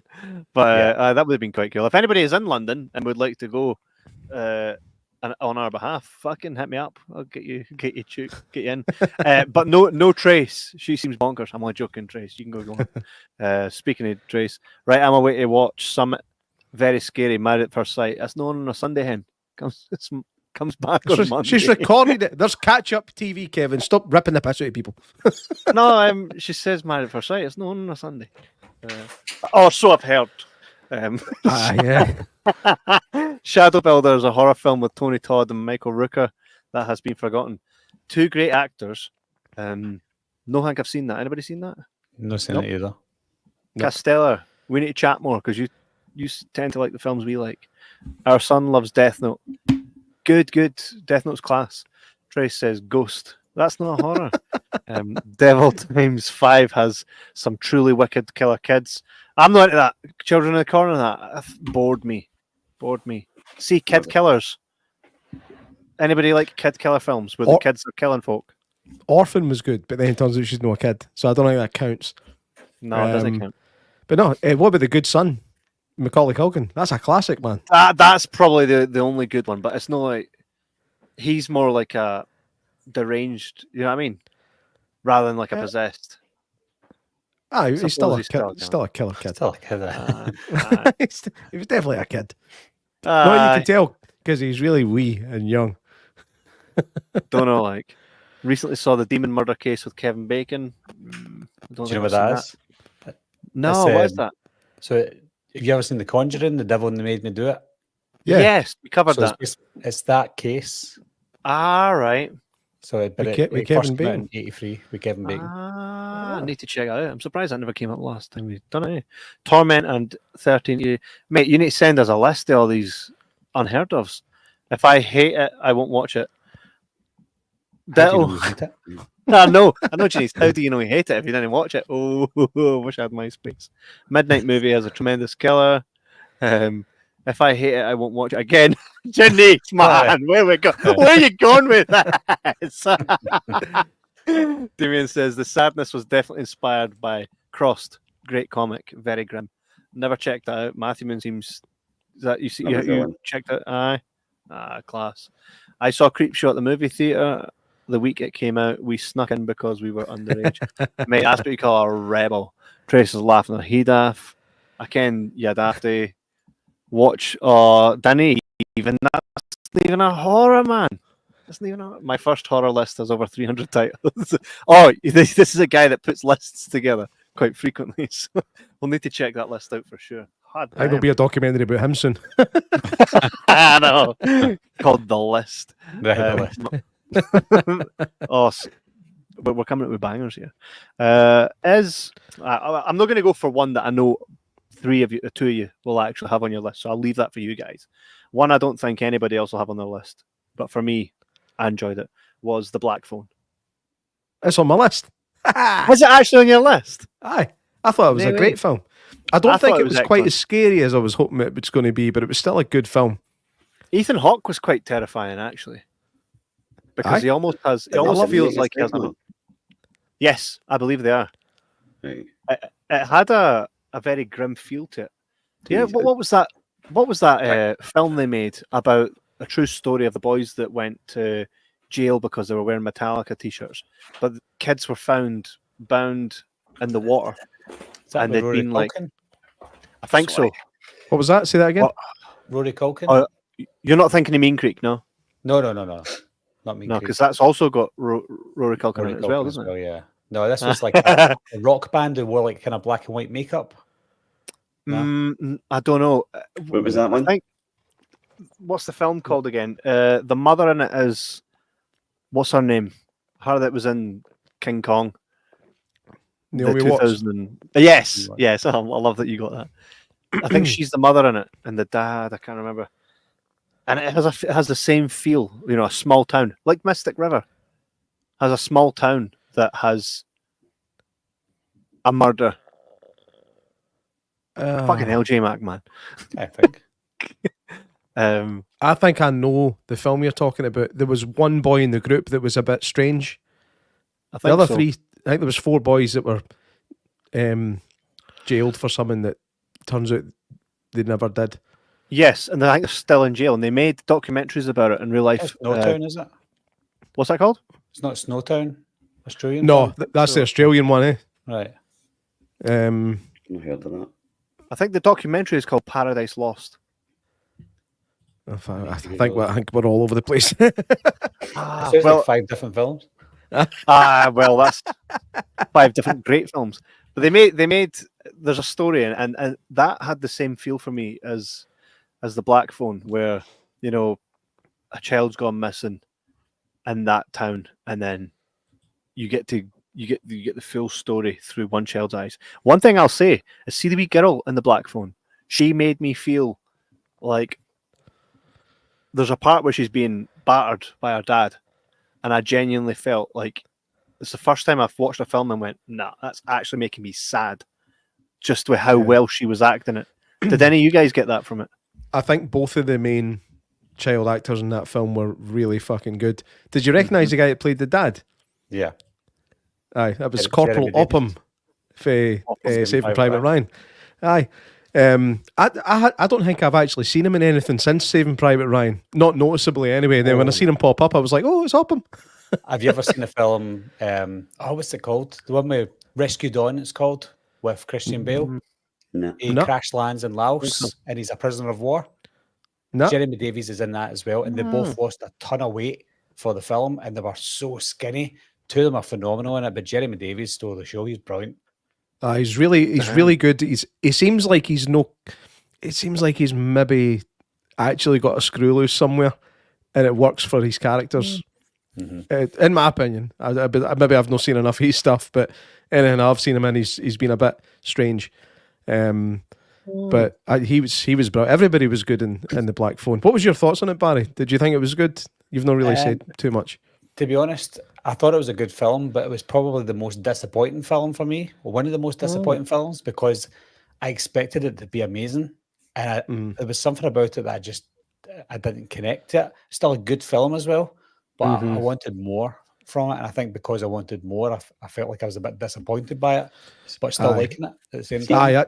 I'm the same. I think it was a good story and it was well put together, but it wasn't quite scary enough. Mm-hmm. There was something missing that that's what I was going to say. It kind of felt as though it was like a kind of film for kind of young teenager. I understand that. I think if it showed you kind of doing somebody in proper, you'd have felt a wee bit more of a threat. But aye, it was all right. He played the part very well, and the wee girl that I was talking about is Madeline McGraw. She's also Bonnie from Toy Story. She voices Bonnie, basically the new Andy. Right, okay. I've not seen anything past Toy Story 2. What? Toy Story 3 will kill you, mate. Are you kidding? Oh, that's the best Toy Story 3. Toy Story 3, for me, I was like, even putting that on, I'm like, I can get right up to the point where he's driving with his toys. I'm like, nah, fuck this. I'm out. Cannot deal with that shit. Garbage disposal scene. Well, it was quite heavy because I thought. Sounds like a horror film. I was greeting. Screaming. Oh, you and Neil got on well, mate. I agree, everyone. No, the ending scene's far worse than the garbage disposal one for me. Anyway, that is bad. Yeah. Because we're all Andy. We're all Andy. They're making another one. I know, and that's ridiculous. I didn't even think we did not need Toy Story 4, and I thought the ending to that was nowhere near as bad as the ending to Toy Story 3. I think it was Quentin Tarantino. I think said that Toy Story 3 is one of the best films he's ever seen, and that Toy Story 4 wasn't needed at all. Was never needed. They finished it in Toy Story 3. Leave it there, man. Say that talk about something that hits you in the feels. And I'm a very tough bastard when it comes to watching films, but Toy Story 3, I'm like, I need a reason to leave this room, other than because I can't take this shit. So what we're going to do? We're doing one more good one each, and then going to a couple of stinkers. I'm happy with that. Aye. Right. Well, Kev, you just gave a good one, so I'll give another good one. In my opinion, you might disagree with this one. 2021, Candyman. I never watched it because I heard it was gash. I really liked it, to be honest. Barry? I like the idea, but nah. The execution. I think it was made for modern audiences, and it wasn't made for me. I think people who like that kind of stuff, I think they'd like it, but it's nah. No. I think it's a lot like Hellraiser. Like, there's been so many shite Hellraiser films. But one comes out that's decent, you go, that was brilliant. Do you know what I mean? There's about 4 Candyman films, and they're all gash. And then this one comes, you go, that was all right. You know? Do you think it's maybe that kind of half attractive lassie and a group of ugly ones? Like, you think that it's prettier than it is just because the other ones were so shit? Yeah. Right, okay. That's the Mandela effect of it. Like, great acting, though. Loved the acting in the film. Aye, I mean, and I thought some of the kills were awesome. I really did. I loved the scene where she gets dragged. I think the camera kind of zooms out for her apartment, and you see the lassie getting lifted up and dragged across the window. I thought it was really, really cool. And the body horror stuff in it with the bee sting that got gradually more infected throughout. Body horror really fucks me up for whatever reason. I don't know what, especially holes in the skin. Really goes for me. Maybe that's why Candyman worked for me. Maybe it's because it tapped into something specifically that I've got a real problem with. Like, I have. So you're picking that as one you like then? Aye. I thought you were saying that was shit. No, I liked it. I liked it, but I have dreams about picking botflies out of my skin and stuff. Do you know what I mean? So I think that it hit spitting the teeth out. Oh mate, I had a dream where my teeth turned into orange peel. I mind you told me. Aye, so I've got problems with body horror, and maybe that's what worked for me in Candyman. Oh well, you just thought it was passion. I can't. Matthew. I'll tell you a true story, right? And this is one of the reasons why I don't like the Candyman films at all. When I was 12, I was in these bushes with my mates, and we were jumping about, and I jumped off this wall into a bunch of bushes, and I was like, I stood in jagged nettles. It's all like jaggy. And I looked down, and it was just all this swarm of wasps stinging me. And I was like, I started screaming. So I tried to run away, but they kept coming after me and stinging me until the point where I started to like get all woozy, and then I fainted, and they were still My girl. me. Well, they called me my girl for a while, but anyway, I was getting stung. we're not asking about Diddy. So I was getting stung, and then all of a sudden I felt like somebody picking me up, and I looked up, and it was this woman, like a random woman. My mates went and got help. This woman picked me up, and she just happened to be a nurse, so she was carrying me home. And I got home. You can't see without his glasses. My neighbour, luckily, was also a nurse, and she had, I don't know why, but she had this big jar of vinegar. So they put me in a bath of vinegar. And when I went in this bath, you get a cut and you get vinegar on your cut. I went in this bath of vinegar. Wasps were still kind of falling off me at this point. Fucking hell, man. Screaming. So I was getting out of consciousness. I got taken to hospital, and then they had to keep me awake to ask me questions. So they were like pulling out the wee stings and stuff. And they were what did these wasps look like? So they were keeping me awake. They were getting me to count all the dots on my skin, like all the stings. And we counted 89. I counted 89 stings. Jesus Christ. So I got stung by 89 wasps, and after that, I just couldn't watch Candyman, even though it was bees. Really? I just couldn't watch Candyman. I hated it. So I never got stung. I never got stung by any insect until I was 27. The first time I got stung by 2 wasps, or 1 wasp twice. I don't know. I didn't catch the fucker. But that's painful. I couldn't imagine 89. Name one of you passed out, man. That's brutal. You've sorted out my nightmares for the next fucking 4 weeks and all. Cheers. And now, are you like all right with wasps? Well, if I see a wasp, I scream. Like I'm like, aye. In the video with the boy with the wasp in the beer garden, he's like, "That's have you seen that?" No. Oh, it's brilliant. So for that, did you have to get like medication or whatever, or was it just like, here, you'll be all right? How close to dying were you? I would have been dead if I was allergic. You know, some people are allergic to stings. Aye. So if you get stung once, you need to get insulation and stuff like that, or insulin. Sorry, insulin. What? You're like a fucking Stay Puft Marshmallow, man. So if I was allergic anyway, then I would have been dead. Like fucking hell. Dead. And how many bee stings does it take to kill you if you're not allergic? Surely, because you probably like choke when you're sick or something. Maybe. Possibly. I don't know. A friend of mine did something similar. He was climbing a tree and fell out.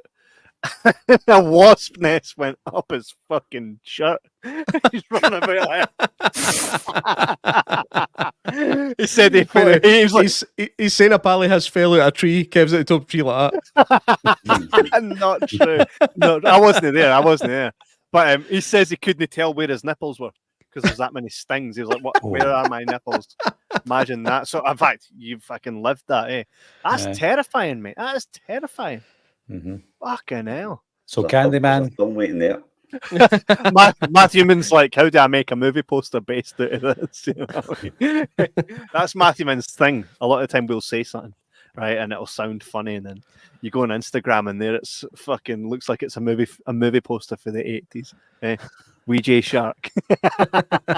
That's crazy that happened. Fucking hell. So that was my last good one of the night. Barry, time for your other good gin. It was a toss up, but I think I'm going to go for Thanksgiving from 2023. Yep. That was all right. That was all right. That was Blumhouse, wasn't it? No, it's Sony. Was it? Yeah, Sony. Well, the reason I know that is because I get invited to the premiere by one of the guys from Sony. So I think it was a great experience because when I went to see it, Sony were there, and we had some of the cast from Terrifier were there. So it was like, and I think because everybody was there for that reason, experiencing a horror film with horror fans, it was a great experience. But I watched it on Blu-ray as well, and I thought it was great. It just took me back to the kind of 80s and 90s slasher films with cool kill concept, going about killing people for a specific reason. I thought it was great. The reveal at the end, sometimes when you get these films with a reveal, it doesn't quite pay off. Like there's some Scream movies that don't pay off, whatever. I think the reveal with Thanksgiving was kind of over the top, but intentionally over the top. And I'm like, that seemed obvious, but I'm okay with that because it was a cool reveal. Great, cheesy fun, and I can't wait for Thanksgiving too. So yeah, Thanksgiving. Have you all seen Eli Roth? Yeah. Eli Roth. Yeah. It's like Valentine, isn't it? Remember Valentine with Denise Richards and David Boreanaz, is it? That was It sounds like a stellar cast. I'll need to rush out and watch that one. You had met Denise. See, there's some, if you get a kind of unique kind of killer guy, there's only so many times you can watch somebody in the Scream suit chasing folk before you get a bit fed up. And that's every time. Oh, by the way, Barry actually is convinced that Stu's no deed, right? Absolutely. Don't hate me for it. Which is funny. Because you had posted that guy wants to cave his heat in because it's like Stu's deed, right? I was literally howling reading that, right? I thought that such passion that Stu's no fucking deed that if he sees Barry, he's getting left. Is that comment no enough to get you arrested though? Aye. When I was reading that, I was like, right, I know Kev finds that funny, but I'd be shecking my breeks, man. How did you, Kev? You haven't got the comment there that you can bring up, have you? No, the hand, no. But well, when I was reading that, I was like, if somebody put that comment on one of your videos, I'd be kind of concerned about doing another fucking stream.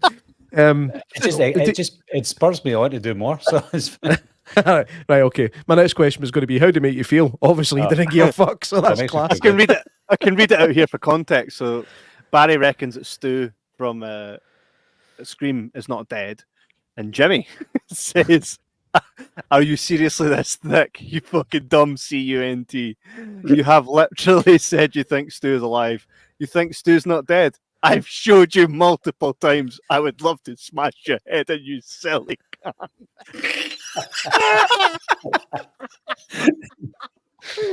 What is with people, man? Can you imagine being so raging at somebody for their opinion that you want to fucking cave their head on a film? No character. Jimmy, if you're watching the night, man, jump in the comments. I've got a slight suspicion that if he was here the night, he'd already have jumped in the comments. There he is. It's fucking Trace. I thought she was new. But the thing is, Stu could. It's Hollywood, mate. Stu could very well be alive, and I would welcome that. Who wouldn't want to see Matthew Lillard back in a Scream film? Exactly. So we all win. We all win. You know what I mean? They could just bring him back and say the last 12 Scream films were all a dream. There you go. You would think it would take him. You think if he wanted to come for revenge, it would take him a lot longer than the time that's passed now. You know what I mean? With so many copycat Scream like Ghostface, you would think, well, what would his reason be for not getting involved? Like, here, I'm jumping in. Do you know what I mean? I always say, when I'm saying that he's alive, what I say is he's in prison. He's doing his time for what happened in Scream 1. He serves 25 years in prison, and then he gets out because he's served his time. Because Billy gets the blame for most of it. So he's been in prison all this time. That's the answer for where he's been all this time. And they never once said that Stu was dead until Scream 6. It was always, we killed Billy. We killed Billy. Yeah. But they never ever mentioned Stu. So that's what I said. Well, here's another thing as well. Do you know in the new Halloween trilogy, they just and they've done it several times. They're just let's forget all these. Who's to say that they couldn't do another Scream 4 where they count the first 3 and then they dismiss all that have gone after and then start a new trilogy based on Stu returning? I don't think you'd even need to do that. I don't think they would need to ignore. There's been a lot, man. There's been a lot. Do you know what I mean? It's like what did Quentin Tarantino said this about in Kill Bill?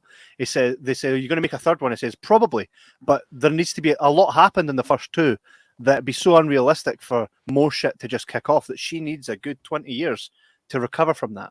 And then we might see what happens. And he's going to base it around the daughter that when you're older, come find me. That was the hook for the third one. So I think with something like Scream, fuck me, how many times are you going to try and kill Sydney and fail? You know? Like, does she really going to go through life like that? Start the first one and the new one. I hope they just like Resurrection. Starts. Just there you go. I think you'd say that in the chat. Like the next Scream, I think the chances are Sydney will get it in the next one. Well, they're bringing her back. I don't really think she probably wants to do these for the rest of her life. She does. They won't pay her. I think that's why she wasn't in the last one, because she was something overpay, wasn't it? Yeah, she wasn't getting paid enough. So, but she's getting the pay she wants now, so she's back. So that makes sense. And there's another thing, like whether male or female, if you're fucking Laurie Strode, Sidney Prescott, right? You're the yin and the yang with the killer. I think you should be paid the highest. You know what I mean? Yeah. Would you agree with that? Aye. The thing is, it might be pro rata. That's where she has a point. maybe they're going to pay her $1 million just to get killed in the first 10 minutes. Who's not going to take $1 million for that? But we'll see. So, Thanksgiving, I think we all agree Thanksgiving was pretty decent. It was, and I like the kills. The kills were quite good. Hey, I was screaming at the start of that, actually, in cinema. I'm sitting in the front going, ah! Proper fucking loud screaming, laughing. Because see the big rush at the start in the superstore. Yeah, there's folk just falling over and their necks are snapping and shit. I was howling. Did you not find that quite silly? You don't find it quite silly? It's like somebody stands on somebody's neck and she's like, ah! Oh, I was screaming at all those kills, man. So probably funny. Not far from the truth. That's why I really had a good time. That's true. I really had a good time, and I mind sitting watching it with my wife in the cinema, and she's like, "Kev, shut up!" And I'm like, "Ah!" Just at the first kills, and I thought, "This, we're on to something here." I did really enjoy that, and I didn't actually remember enjoying it as much until I just looked at one image there of them all in a supermarket, and I went, "Wait a minute!" It was so good. I really enjoyed that. Matthew, man, what's your final good pick? I've got two that I can't really decide what I'm going to pick for it, but I'll just name the first one as well, and then I'll go to the other one. There was a film in 2020 that I really loved that bombed badly, and it was Underwater. Loved it. I don't know if you've seen that. It was like a creature feature. That brought me to tears. But that's not the one I'm going to talk about. The one I sent, I sent you the link to this, the trailer, and it was a Netflix movie. It's no Italian this time, it was German, and it was Blood Red Sky. And I loved that film. I didn't watch that because I think I looked it up on IMDb and the score for it was in the 3s, and I was like, I'm not doing it. My type of stuff. Good old fashioned. It was like kind of actiony, violent. I'm not a big vampire fan, but I really enjoyed this one. Spoiler. But I really, really enjoyed this film. Really enjoyed it. It's just I don't want to talk too much if you've not seen it. Are they vampires on it? Is it vampires on a motherfucking plane? Kinda, aye. The big Scottish guy, McTavish. It was his name. Graham. He's in it. Graham McTavish. There's a good wee bit. It's filmed in Scotland apparently, but it's just one of these films. Now Netflix like, coming soon, and you watch it, go, that's shite, and then you put it on, and I loved it. Like I genuinely really enjoyed it, and it's one of the. I told you I was going to pick stuff that was kind of out there, but it's worth a watch. And I think it's all practical effects, apart from the shoddy airplane scene where it's like on a wire. Do you know what I mean? But it's really good. It's right up my street. It's one of the films I really enjoyed. Actually, no, Prison Break. The boy from Prison Break's in there, isn't he? The guy that was in Blade 3. Blade Trinity. Lincoln Burrows. I don't know his real name. Dominic Purcell. Aye. Does he play basically the same character he does in everything else in this? The big. Aye. He does play Dracula in Blade Trinity. Aye, and I thought he was. I didn't think he was that good in Blade Trinity. I thought, It was really. It's a really good film. It had the same kind of feeling at the end of it. Is I don't know if you've ever seen the Train to Busan or Busan. No. Yeah, I've seen it. It's a zombie film, and it's like a father and son and it's like proper Toy Story 3 at the end. But this kind of had the same vibe because it's about a mother and a wee boy. But it's worth a watch. It's really good. I enjoyed it. Right, I'll stick it on the Matthewman list. You'll hate it. It's basically like Die Hard mixed with like vampires. It's like Dust Till Dawn a wee bit. That's probably better to describe it. I love Dust Till Dawn. Mine, J Mac likes a lot of mine when we used to do a lot of deep dives. He used to pick films like Meet Joe Black and all that, and I'm like, fuck. Sorry for liking good films. Really, but I'm really sorry, man. I don't know what to say. It's like nobody gets killed in this. Well, kind of. Yeah. Do you like Meet Joe Black, Barry? I only remember one bit, and that's the car. Yeah, I know what. I don't need. Yeah, that's only bit I remember. I've never watched it. It was all right, but these are the tiny things he fucking put me through. All that, and what was the other one with Tom Hanks where he's gay and he's gone to Philadelphia. Philadelphia is phenomenal. It's all right. Like, I'm gonna watch that. If I did watch all right. Again, no ninjas jump through the window and start fighting. You know, no car chases. Nobody's getting eaten by a monster. So I've never had to apologise for good taste before. Taste is subjective, which is why we're going to bring out another stinker. For me, I'm trying to think. Was it? It's are hard. you on the stinker? In fact, have you got an honorary one that you want to bring up that was class that we've no spoke about? One that was really class. Who, me? Aye. Oh, not really. No. My other one was I was going to say Thanksgiving or this other one. But the other one was Speak No Evil with James McAvoy. Oh no! Did you not watch the Italian one? I actually watched that 2 nights ago for the first time. No, you've done it wrong way. Right? I refuse. Can I ask you something, Barry? Can I ask you something now? When I recommended the original Speak No Evil to a lot of people after I seen it, and I said that the ending made me feel sick. Yep.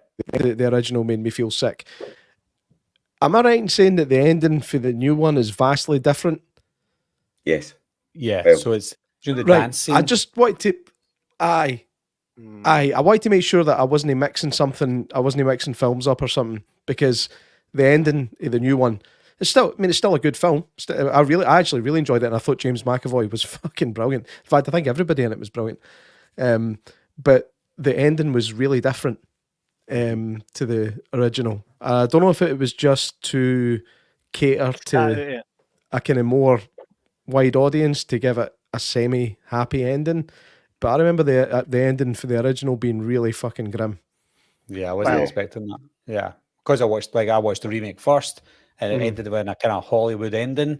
So when I watched Speak No Evil, the original, I expected it to be a little bit grimmer, but not to the extent as I saw. I was more angry than kind of disgusted. I was like, fight back. That's exactly what I was about to say. Like, why the fuck are you just standing there? They're throwing stones at you. Not fists. Like, I think that's 100%. They did say like throughout, like they chose them for a reason because they know they were kind of pushovers, walkovers, and they knew they wouldn't fight back. So they obviously chose them specifically. But when you see what they've done with the daughter, and then they were just like, they were punching the back of a seat. I'm like, there's people right next to you could punch instead. But it was infuriating. But a great film. But I liked the remake more. I need to check it out then, because I've stayed away from the remake purely because I was like, like you've got the real vision of what this was meant to be, and I didn't like the idea of watching something that's watered down for, but you know what I mean, for trying to cater to something else. Do you know what I see the remake as? You look at the film, and they go through lots of families, family after family. I see it as this is the remake that's going to fight back. That's right. Without spoiling anything, I see it as it's time to fight back now. It has to end at some point. Okay. Okay. Well, the thing is, I mind saying to my wife, fuck it, they deserved it. Who fucking stands there naked and gets hit with stones till you die? Fuck off. Like, run up the fucking hill. Do something about it, man. I felt incredibly frustrated. But McAvoy plays a good, creepy gay. He's got that kind of horrible smile that he does. Yeah. I Aye. Who does love James McAvoy? I had only, it was only like 2 months ago, you told me what it was. I'd never heard it before. And as you say, the end of it, you're so angry. And I don't think, I was trying to think of the film that it reminded me. There was a British film, Eden Lake. Have you seen that? Oh, yeah. The end of that, it's the same feeling at the end of that where you're like, nah, that's put me in a right bad mood. That's me fucking raging now. I've just done that half. I'd love to see that. No, during movie trailers, they're like, The Times, 4 stars. If it just said Matthewman, it's like fucking raging. Put me right in a bad mood. Barry, you used to work with James McAvoy, right? In Safeway or something? At Sainsbury's, aye. So he worked in the bakery. He's a bakery boy, and I was the produce. And then he left. I didn't speak to him much because he was in a different department. But people were like, "Where did James go?" I don't know. And then we were in the cafeteria one day. Shameless, wasn't it? He popped up. He's in Shameless as well. So we were in the canteen watching like the TV, like watching like Formula One or whatever. And somebody turned over Band of Brothers, and we were just kind of playing pool and stuff. Band of Brothers came on, and somebody went, "That's James for Bakery," and we're like, "What?" I swear to God, that's James for Bakery. So we were like, "That's no, it's James for Bakery."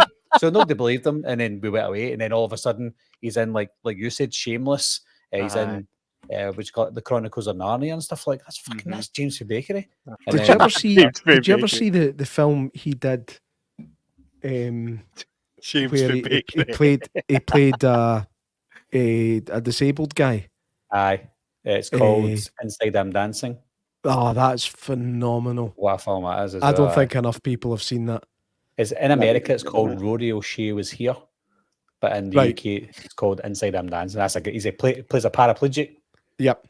Yeah, there's a great bit in it where like they're out in public kind of collecting money for the home that he lives in, so he's just sitting with a bucket on his lap sort of thing. I might be misremembering, but the gist of it is here. Sitting with a bucket in his lap, folk are giving him money, and his wee carer guy is obviously wheeling him about, and at the end of the wee shift he's like, right, let's go to the pub. He's like, we've got no money. He's like, we've got this money. he's like that's for the needs of the disabled. He's like, yeah, the needs of the disabled. I'm disabled and I need a fucking drink. That's word for word. A great film. Yeah, it's a good film. That's excellent. No, a horror film though, so fucking moving on. Speaking of evil, remember that was also a film that came out on May 19th, 2006 with Kane. Yeah, I do remember that. That's right, it was a WWE film, wasn't it? Yeah. They also made a sequel as well. That's right. The sequel was Speak No Evil 2. Electric Boogaloo. How good is it? We're starting to see films come out now just called 2 after it. Remember, like there was a period where it was always something other than 2. The sequel never had the word like the letter 2 in it. Remember? Because it was a taboo to bring out a sequel. You said the letter 2 again. I know, what a fucking clown, man. Steiner math. The numbers don't lie and they spell disaster for you. I relate now so much. I'm trying to think of like some of the worst horrors I've watched. We watched one not too long ago, J Mac, and we covered it on the show because we were sent it and we're like, fuck me. What was that one? Well, I've had quite a few like that, to be fair. Better watch in case he's watched. Nah, he's not watching. Nix was a bit to be desired. Did you seen that, Barry? What? Nix. It's from the creator of Sharknado. Nix? No, I heard of that. We had him on the show. We had him on, and he had created this. It was D. Wallace was in it, and it's about some kind of mad swamp demon thing. So we should love it. It was like, to put it diplomatically, it was interesting. Right. I think I watched it twice because I didn't have a fucking clue it was happening. It sucks when you have to keep rewinding something.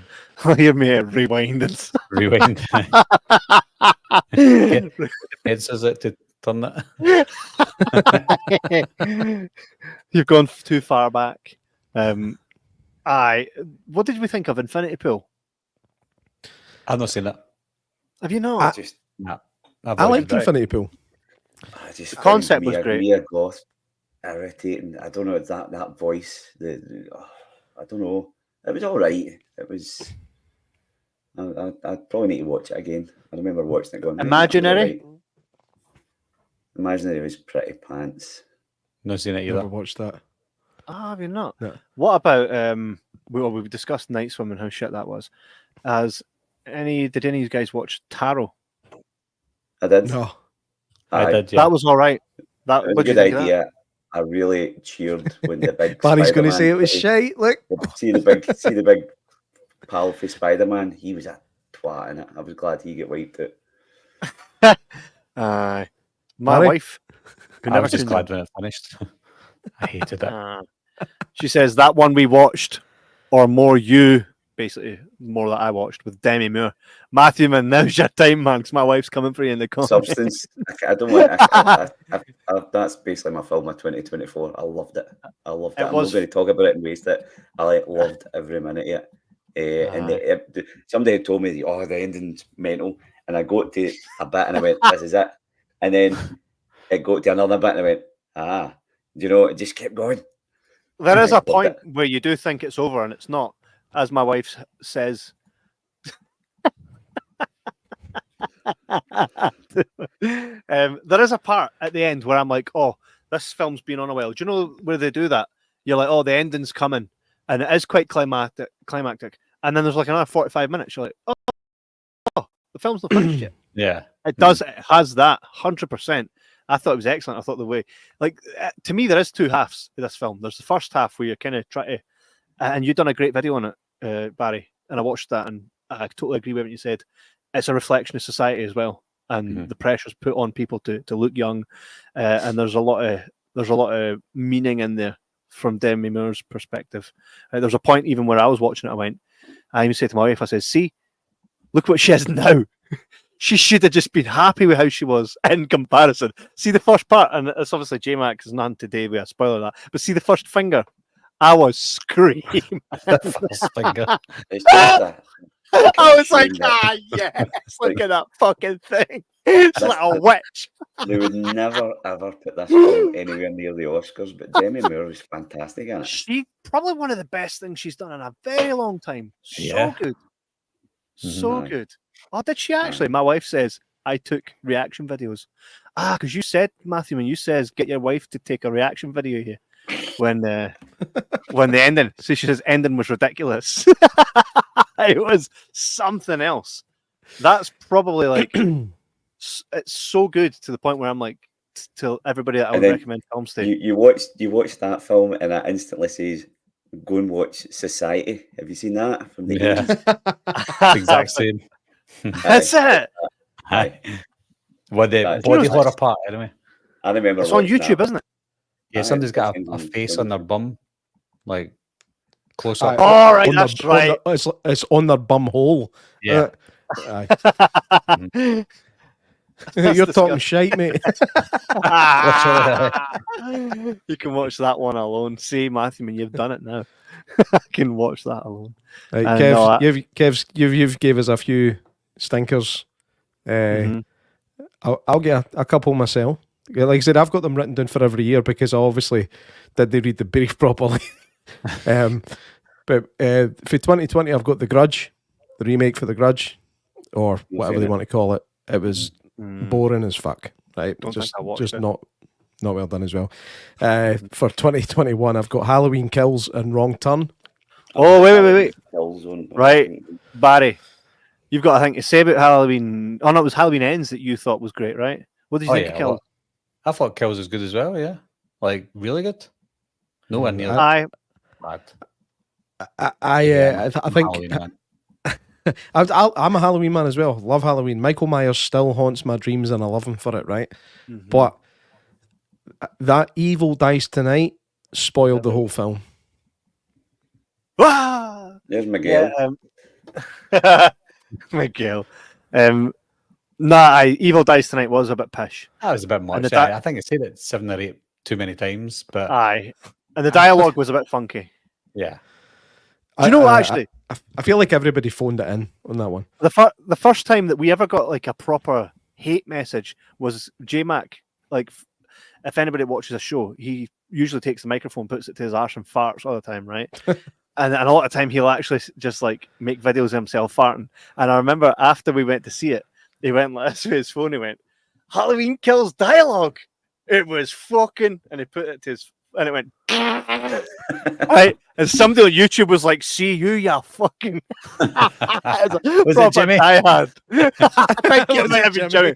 See, from now on, we're going to refer to everyone that's really negative and call them Jimmy now. From now on, right? So Jimmy's just this thing that exists. It's like Jimmy a male Karen. They're actually called Kevin's. Kevin's. They're Kevin's. People are phenomenal. Kevin. Could be so much more wrong. I'm offended, fucking Kevin. But that's the first time we ever got a Jimmy was at that. Your reaction to Halloween Kills. Halloween Ends. Stinking. Briefly, Barry, try and convince me. Stinkingly good. Stinkingly good. Is it the?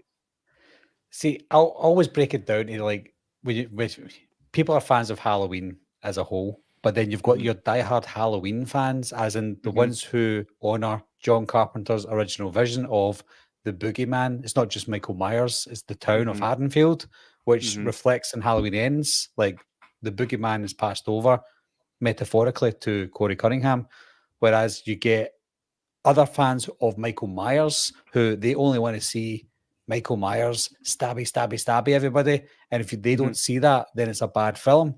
So I feel like you've got those two diehards where you've got diehard Halloween fans, diehard Michael Myers fans, and then you've got a kind of mixture of people who just want to see a good film. Halloween fans. Halloween 3 fans. Exactly. So I feel like Halloween Ends will be like the Halloween 3 in a few years. As a trilogy, I don't think it was good because we didn't get an ending or characters that reflected what happens in Halloween 2018 and Halloween Kills. But as a standalone film, I felt like it was great. Like it took us away from what we normally get in a Michael Myers Halloween film. It's rinse and repeat most of the time. And it gave us that with Halloween Kills because Michael Myers was going on the rampage. We saw that. He moved that to the side, and then he gave us a more deep, emotional type of Halloween film that John Carpenter wanted to see, and some other people, fans of Season of the Witch, wanted to see as well. So I think it gave me a bit of both because it gave me Michael Myers because I do like him, but it also gave me something different, something that obviously I'm a Halloween fan. Yeah. By the way, Matthew Mann had a phenomenal fucking idea, and it's one of the ideas that came from an illustration he made, right? And I loved it. I even saved it as my wallpaper on my phone at one point. And it was that, what if this whole time, right, the reason Michael Myers is indestructible and classed as a boogeyman is because when he went away to his wee juveniles after killing his sister, right, that eventually someone fucking pulls back his shirt and there's a silver shamrock thing stuck to him. How fucking class would that be, man? It wouldn't work. How? But I initially thought that as well, but then it all started with him killing his sister when he was 6 years old, and he didn't have. So he had an issue, right? He had an issue, right? Imagine at the end he takes his mask off and it's Stoofy Scream. Jimmy's like, what? Jimmy's gone mental. But think about it. Young boy kills his sister, right? That's just a one-off. He's killed his sister. Obviously, he's no right. Goes to wherever he goes, right? And Silver Shamrock then tried to experiment with him after Loomis has been with him, right? And then they integrate something to him. And what they're actually like is, no, we're not going to try and help this Michael Myers, resolve what's going on. We're going to fucking turn it up to 12. Thus, Michael Myers. Yeah, it definitely work. That would have been fucking class, eh? I would have loved that. Just purely, I'm taking no credit, Matthew Man. But I thought that would have been fucking excellent if we got that in Halloween Ends. Like, even though he's all burst and under a wee pipe, but they're kind of kicking at his body and like, what's this? And they go to pick him up, and it's just like a silver shot. I'd have been like, Fucking yes, man. Like, even just sitting in his wee pipe all half deed, and then all you hear is the and he's like, oh man, right?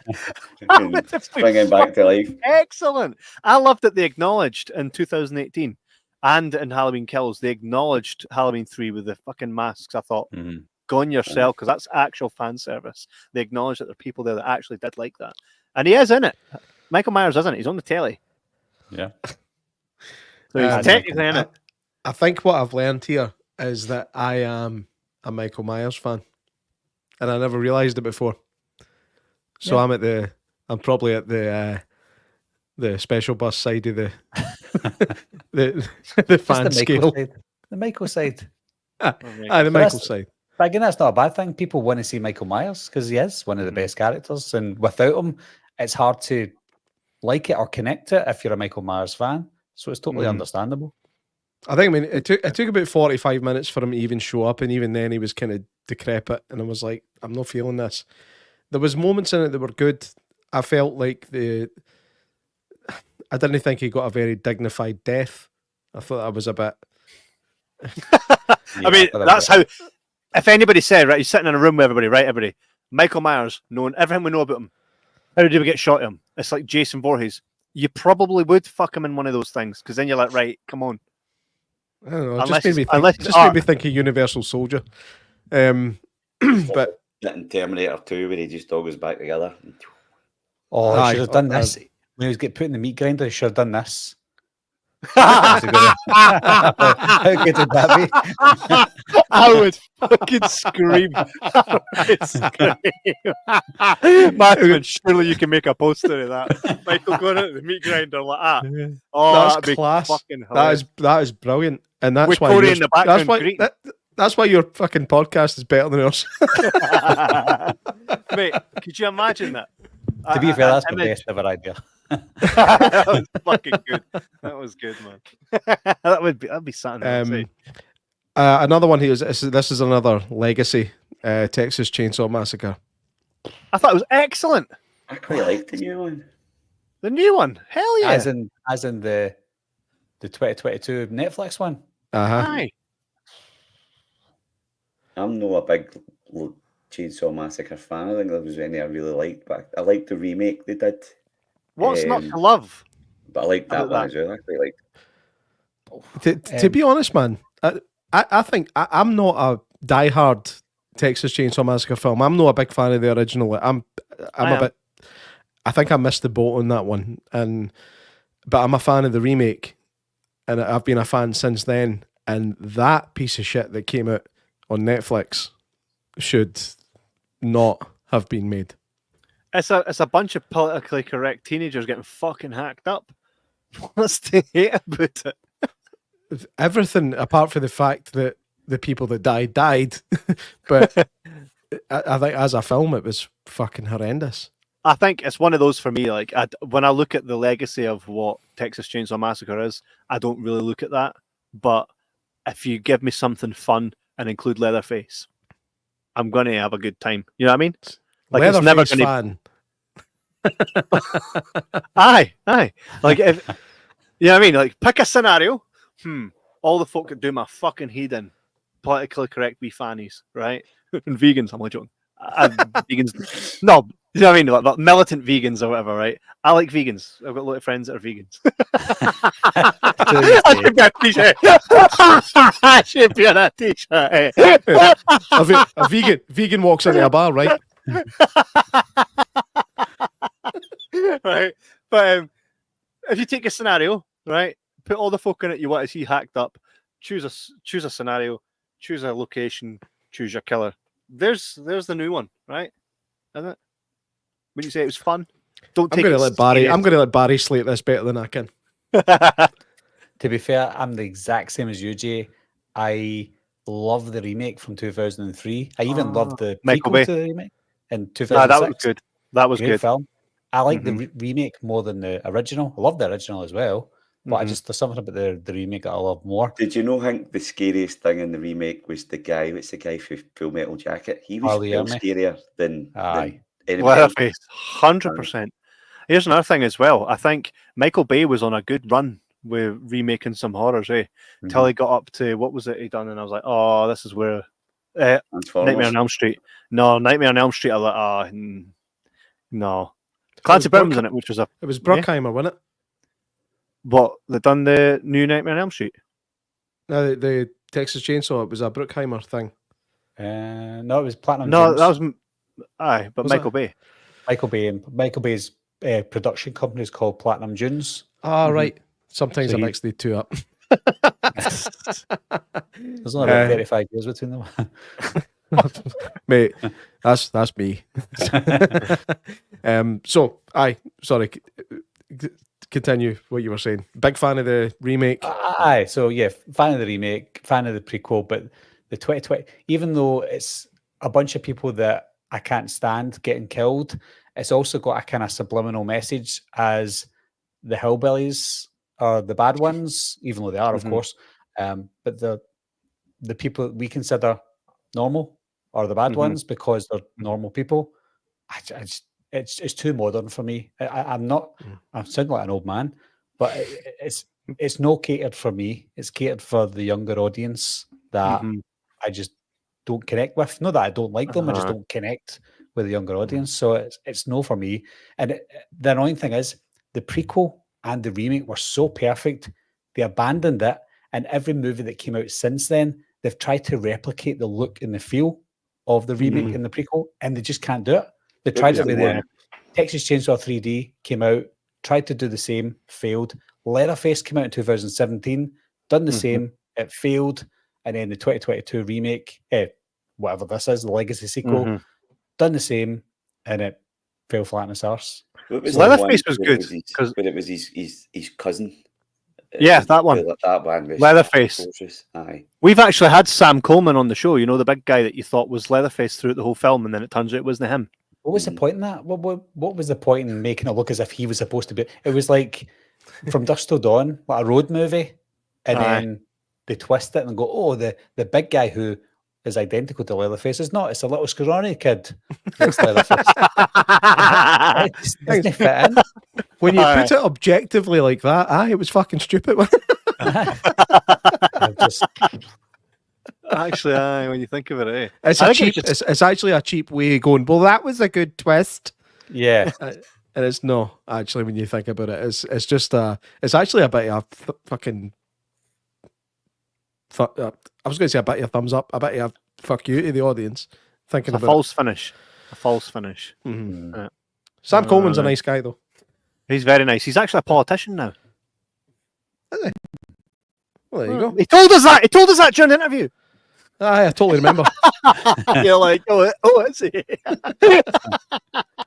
Fucking hell. So we're coming on 2 hours now, so I don't want to make everybody late for work. Is there any honourable mentions, good or bad, that we feel that we've left out that we want to do before? I've got one. I've got an honourable mention in 2 shiters. But I'll just say them quickly. But I'll let Barry go first. I've just got one honourable mention for the worst, and I think it might be, I'm not over-exaggerating, it could possibly be the worst film I've ever seen, ever. Is it The Crow? The same as mine? What? The Crow? The Crow? No, I actually thought that was not too bad. This might be the same as mine. Well, this one, it might not be, because I don't even know if a lot of people have seen this one. Jeepers Creepers Reborn. It's exactly it. Oh, that's stinking. That's stinking. I've got. It is horrible. That's the one I'm going to say. There is this scene, I can't get it out of my head. There's a scene where this guy runs out of battery on his camera, so he goes into the cemetery to find a plug.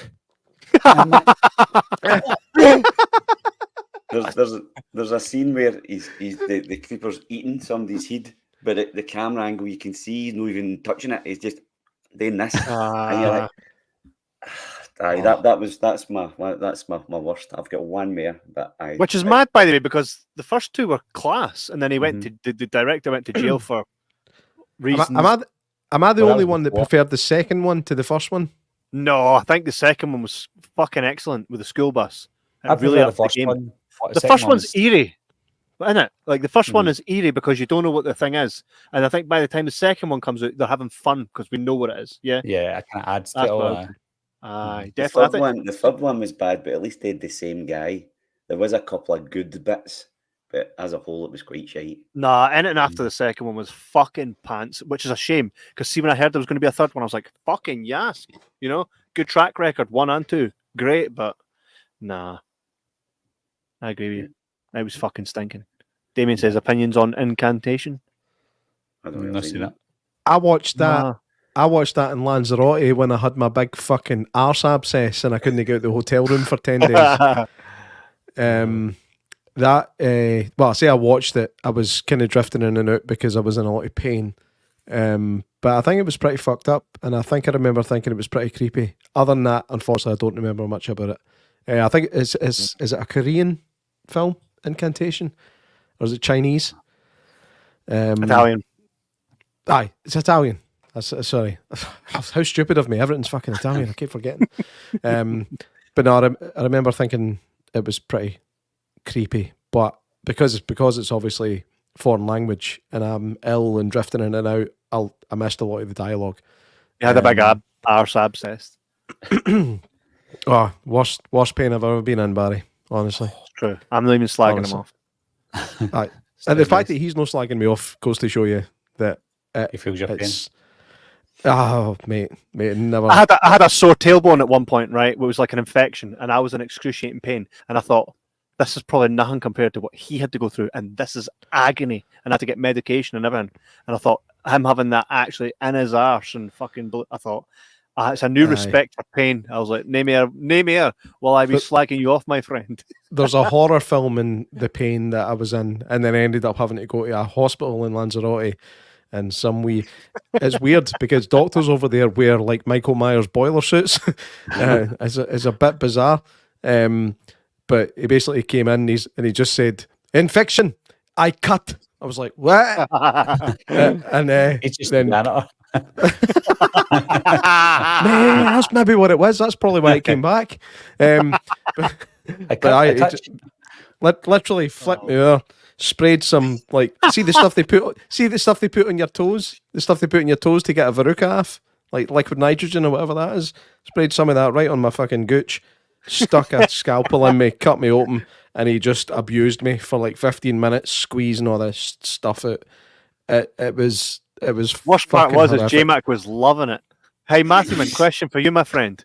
If you had to choose between what happened to Barry with the wasps or J Mac with the arse, what would you choose? I'd take the wasps. I think I would or not. I don't know. I don't know. Arse all day.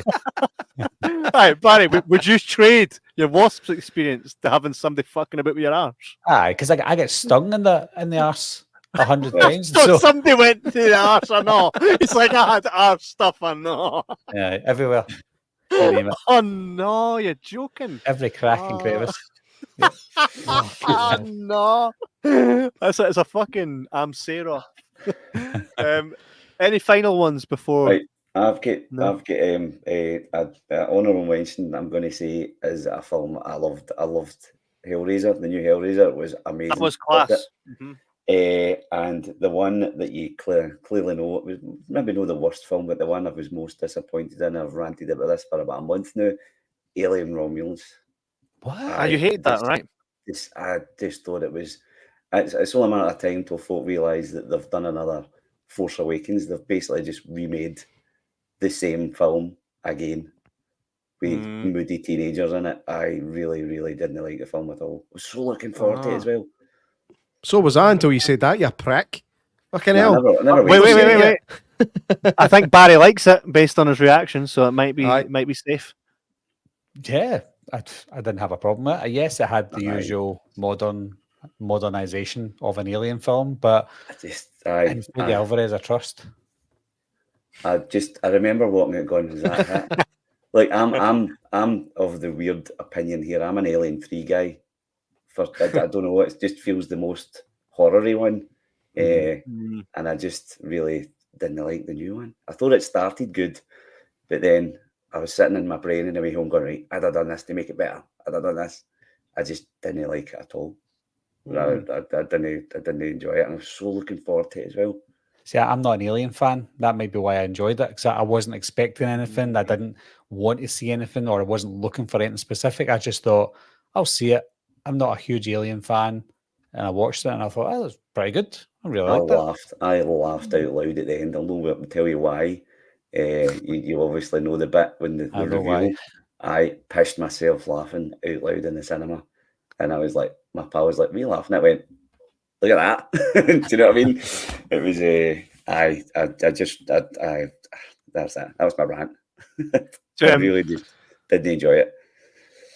To finish up, I'll say one more title, right, and we'll all get our opinions on it. I already know yours, Barry, because I found it quite funny, but because it's such a new style of doing horror, and as Barry said in one of his shorts, you know, finally the question has been answered: what it would be like to see a film through the perspective of a killer.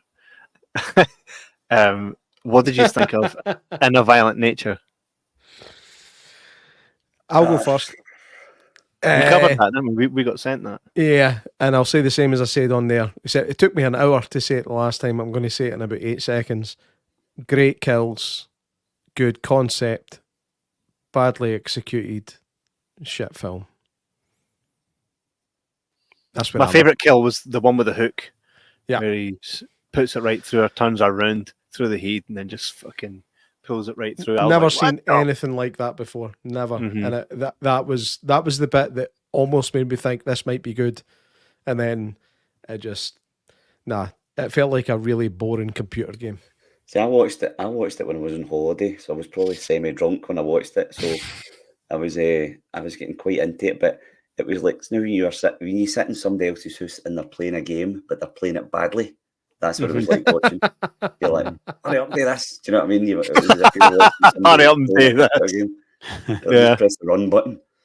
He's also very Jason Voorhees in Friday the 13th Part 2, isn't he? Mm-hmm. Yeah. And I feel like what Jay said and what Matthewman said exactly the same. It's like someone's put your PlayStation controller or like put something on the controller where you go to the toilet and you just let it run and you walk away for an hour and a half and then come back and say, right, I've not been kicked out of the game. That's good. I'll take over again. But nothing 100%. Happens. That's it. There's a lot of walking. Through the stomach kill, I'm like, okay, we might be onto something, but then it just goes back to the usual walking slow. They could have easily cut some of that just to move it along, but 100%. it would have made a brilliant short film. I think I said that at the time. Great short film, bad feature film. Yeah, sure. But it's a shame because it was a good concept. It was just badly executed. They should very much make more like it, just better. You know, take from that what was not great and try and adapt on it and give us something else. I always think of see the bit in the first Halloween film where they're walking down and they see Michael just appear at the side of the hedge and then he disappears and then when they walk up he's not there. I just envision him tanking it up the side of that house. just by hide. And I actually saw a meme the other day, or a wee video, whatever, and it was a video of the Ultimate Warrior running to the ring. And the caption on it was Michael Myers when the camera's not on him. Yeah. And I thought, that's fucking genius. That's excellent. Barry, Danielle Harris or Jamie Lee Curtis? They're both annoying, but I'll choose Danielle Harris. 100%. I think we've had this conversation at length. Fuck GLC. By the way, just a wee thing before we go as well. I met somebody in Lanzarote that holiday where I had my fucking bum scare. My bum scare. That's why I had a bum scare. I met somebody on that holiday that I'd never met this person before, and this person walked past me, and I was like, that guy looked a bit like somebody I know. Sounded like him too. It was fucking Matthewman. What's the chances, He happened to be staying in the same resort as me. And he walked by, he was wearing a baseball cap back to front, sunglasses. I'm pretty sure he had a wife beater on as well. Typical British guy on holiday, right? And I was like, that guy sounded like Matthew. And then I texted him, I says, mate, I said, I think I've just seen you. And he texted me back saying, I doubt it, mate, I'm in Lanzarote. Do you know, you came out, I was standing with my pal and the wife, and you came out and like, well, we got a selfie, and then you went away and my pal was like, are you famous? You know what the fuck was happening? You famous. Random folk just wanting selfies on holiday. That's hilarious. That's hilarious. No, that's excellent. Fucking. Aye, I think that was the first time that you'd ever met, because we always had done this, but we'd never actually met Matthewman in person at the time. And he was like, I just could have sworn that was Matthewman. Fucking whiz. What's the chances, eh? It was that. I doubt you seen me, mate. I'm in Lanzarote. I'm like, so man. Excellent. It's been fucking fun. Did you guys have fun? I had fun, yeah. He's all like, this is probably the most awake I've been all day. I've been hanging all day badly. I'm maybe going to do my annual Halloween tradition and go and watch Ghost Watch. Smash. I've still to watch Ghost Watch. I'm going to do it. Actually, Barry, how old are you? Are you like, what, 41 or something? I'll be 41 in December. That was a good guess, by the way. Okay, there you go. I must all you young guys. But did you see Ghost Watch? Well, have you seen Ghost Watch? I've not. No. If you enjoyed Late Night with the Devil, I think you'll enjoy Ghost Watch. It's more. I think Matthewman said that. I love it. British I've loved it ever since I've seen it. I remember it traumatized me as a kid. That was the night I think I fell in love with horror stuff, because they showed Ghost Watch, and then The Fog was on straight after it, and I remember watching it too, and that was me hooked. Yeah, I thought The Fog was shite. I'm just saying that. I don't know what the rest of his thing, but I thought the Fog was pretty bad. I saw it for the first time recently, so. That's Jamie Lee Curtis in that as well. Yeah. Jay Mack actually was on Most Haunted, by the way. You can actually find his episode on our YouTube. he's running a bit less. Top once if you can hear me, and then it's like, yeah. He's like, oh, did you hear that? It's Most Haunted live 2009 at the Morecambe Winter Gardens. I need to proper character and everything. He's like, tap once if you can hear us. Oh, I think I felt that. That was his ass.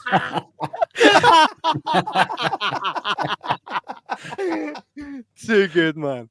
Too good. Fuck's sake. Thank you, guys. It's been 2 hours. Apologies for keeping so long, but that's what happens when you have fun. Time flies, right? I would say to everybody watching who's still with us, there's still folk with us. Thank you. Check out Matthewman's channel, but he doesn't have one. Are you on Redbubble or something right now, Matthewman? No, I sacked that. I was getting fed up with people stealing stuff, so I just went, nah. He's that good, man. Folks steal his shit and make money off it all the time. Alien, I think that put me in a downer before I'd even seen the film. Probably. So I just follow him on social media. Don't even need to tell you where to go to find Wolfman, because half of you are probably here to watch him and not us. Barry, go and do us a favour and tell folk where to find us. Share the video. If anybody hasn't checked out Barry's channel, Wolfman's Got Nards. It's class. You're like what the Scottish Stuckman, almost, right? Possibly. I would say. Well. In horror. In horror. The critical drinker and stuff are way out past me, but when it comes to horror stuff, I'm the biggest in the UK, which is cool. Mate, they need to sack the fucking critical drinker and have you on Piers Morgan. Yeah, I don't rate that guy's content at all. I think he's quite arsey, but I used to listen to him when he used to do the drunk persona. It was quite good, but now it's just Star Wars is shite. That's it. Aye, something like that. Aye. So again, thanks. His voice just fucking annoys me. So I can't watch him, can't listen to him. But we've all got our own tastes. I mean, you like Halloween Ends, for fuck's sake. Aye, which, by the way, far more conversations we still need to have. And you should come on and do a watch along with us next time we do one, which will be fairly soon, where we pick the shittest films, right? And then we watch them. But people tune in and watch them with us. So we'll be sitting watching it while on this, and folk at home. But because when we first were going to do it, I was like, who's going to watch something on their telly and then tune into us? Mate, they fucking do it. And we're all having a good laugh. We've done Beaster Bunny, Ouija Shark, fucking Killer Sofa, Crispy's Curse. We've done quite some stinkers, and that's the loss of pasta. The loss of pasta, mate. We done that, and we couldn't breathe.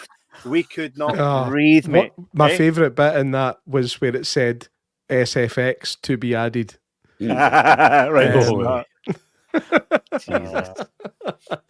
Beast of Money was Killer Pinata, which was out of this world. But you should come on and do the next one with us when we watch a fucking stinker, because some of these stinkers are our favourite films now. So that would be excellent. Again, thanks everybody for tuning in tonight. Thanks, Matthewman, Barry, and we'll see you guys in the fucking next one. See you later. Take it easy, guys. Thank you very much. Bye. Have a good Sunday night. See you later. Goodbye.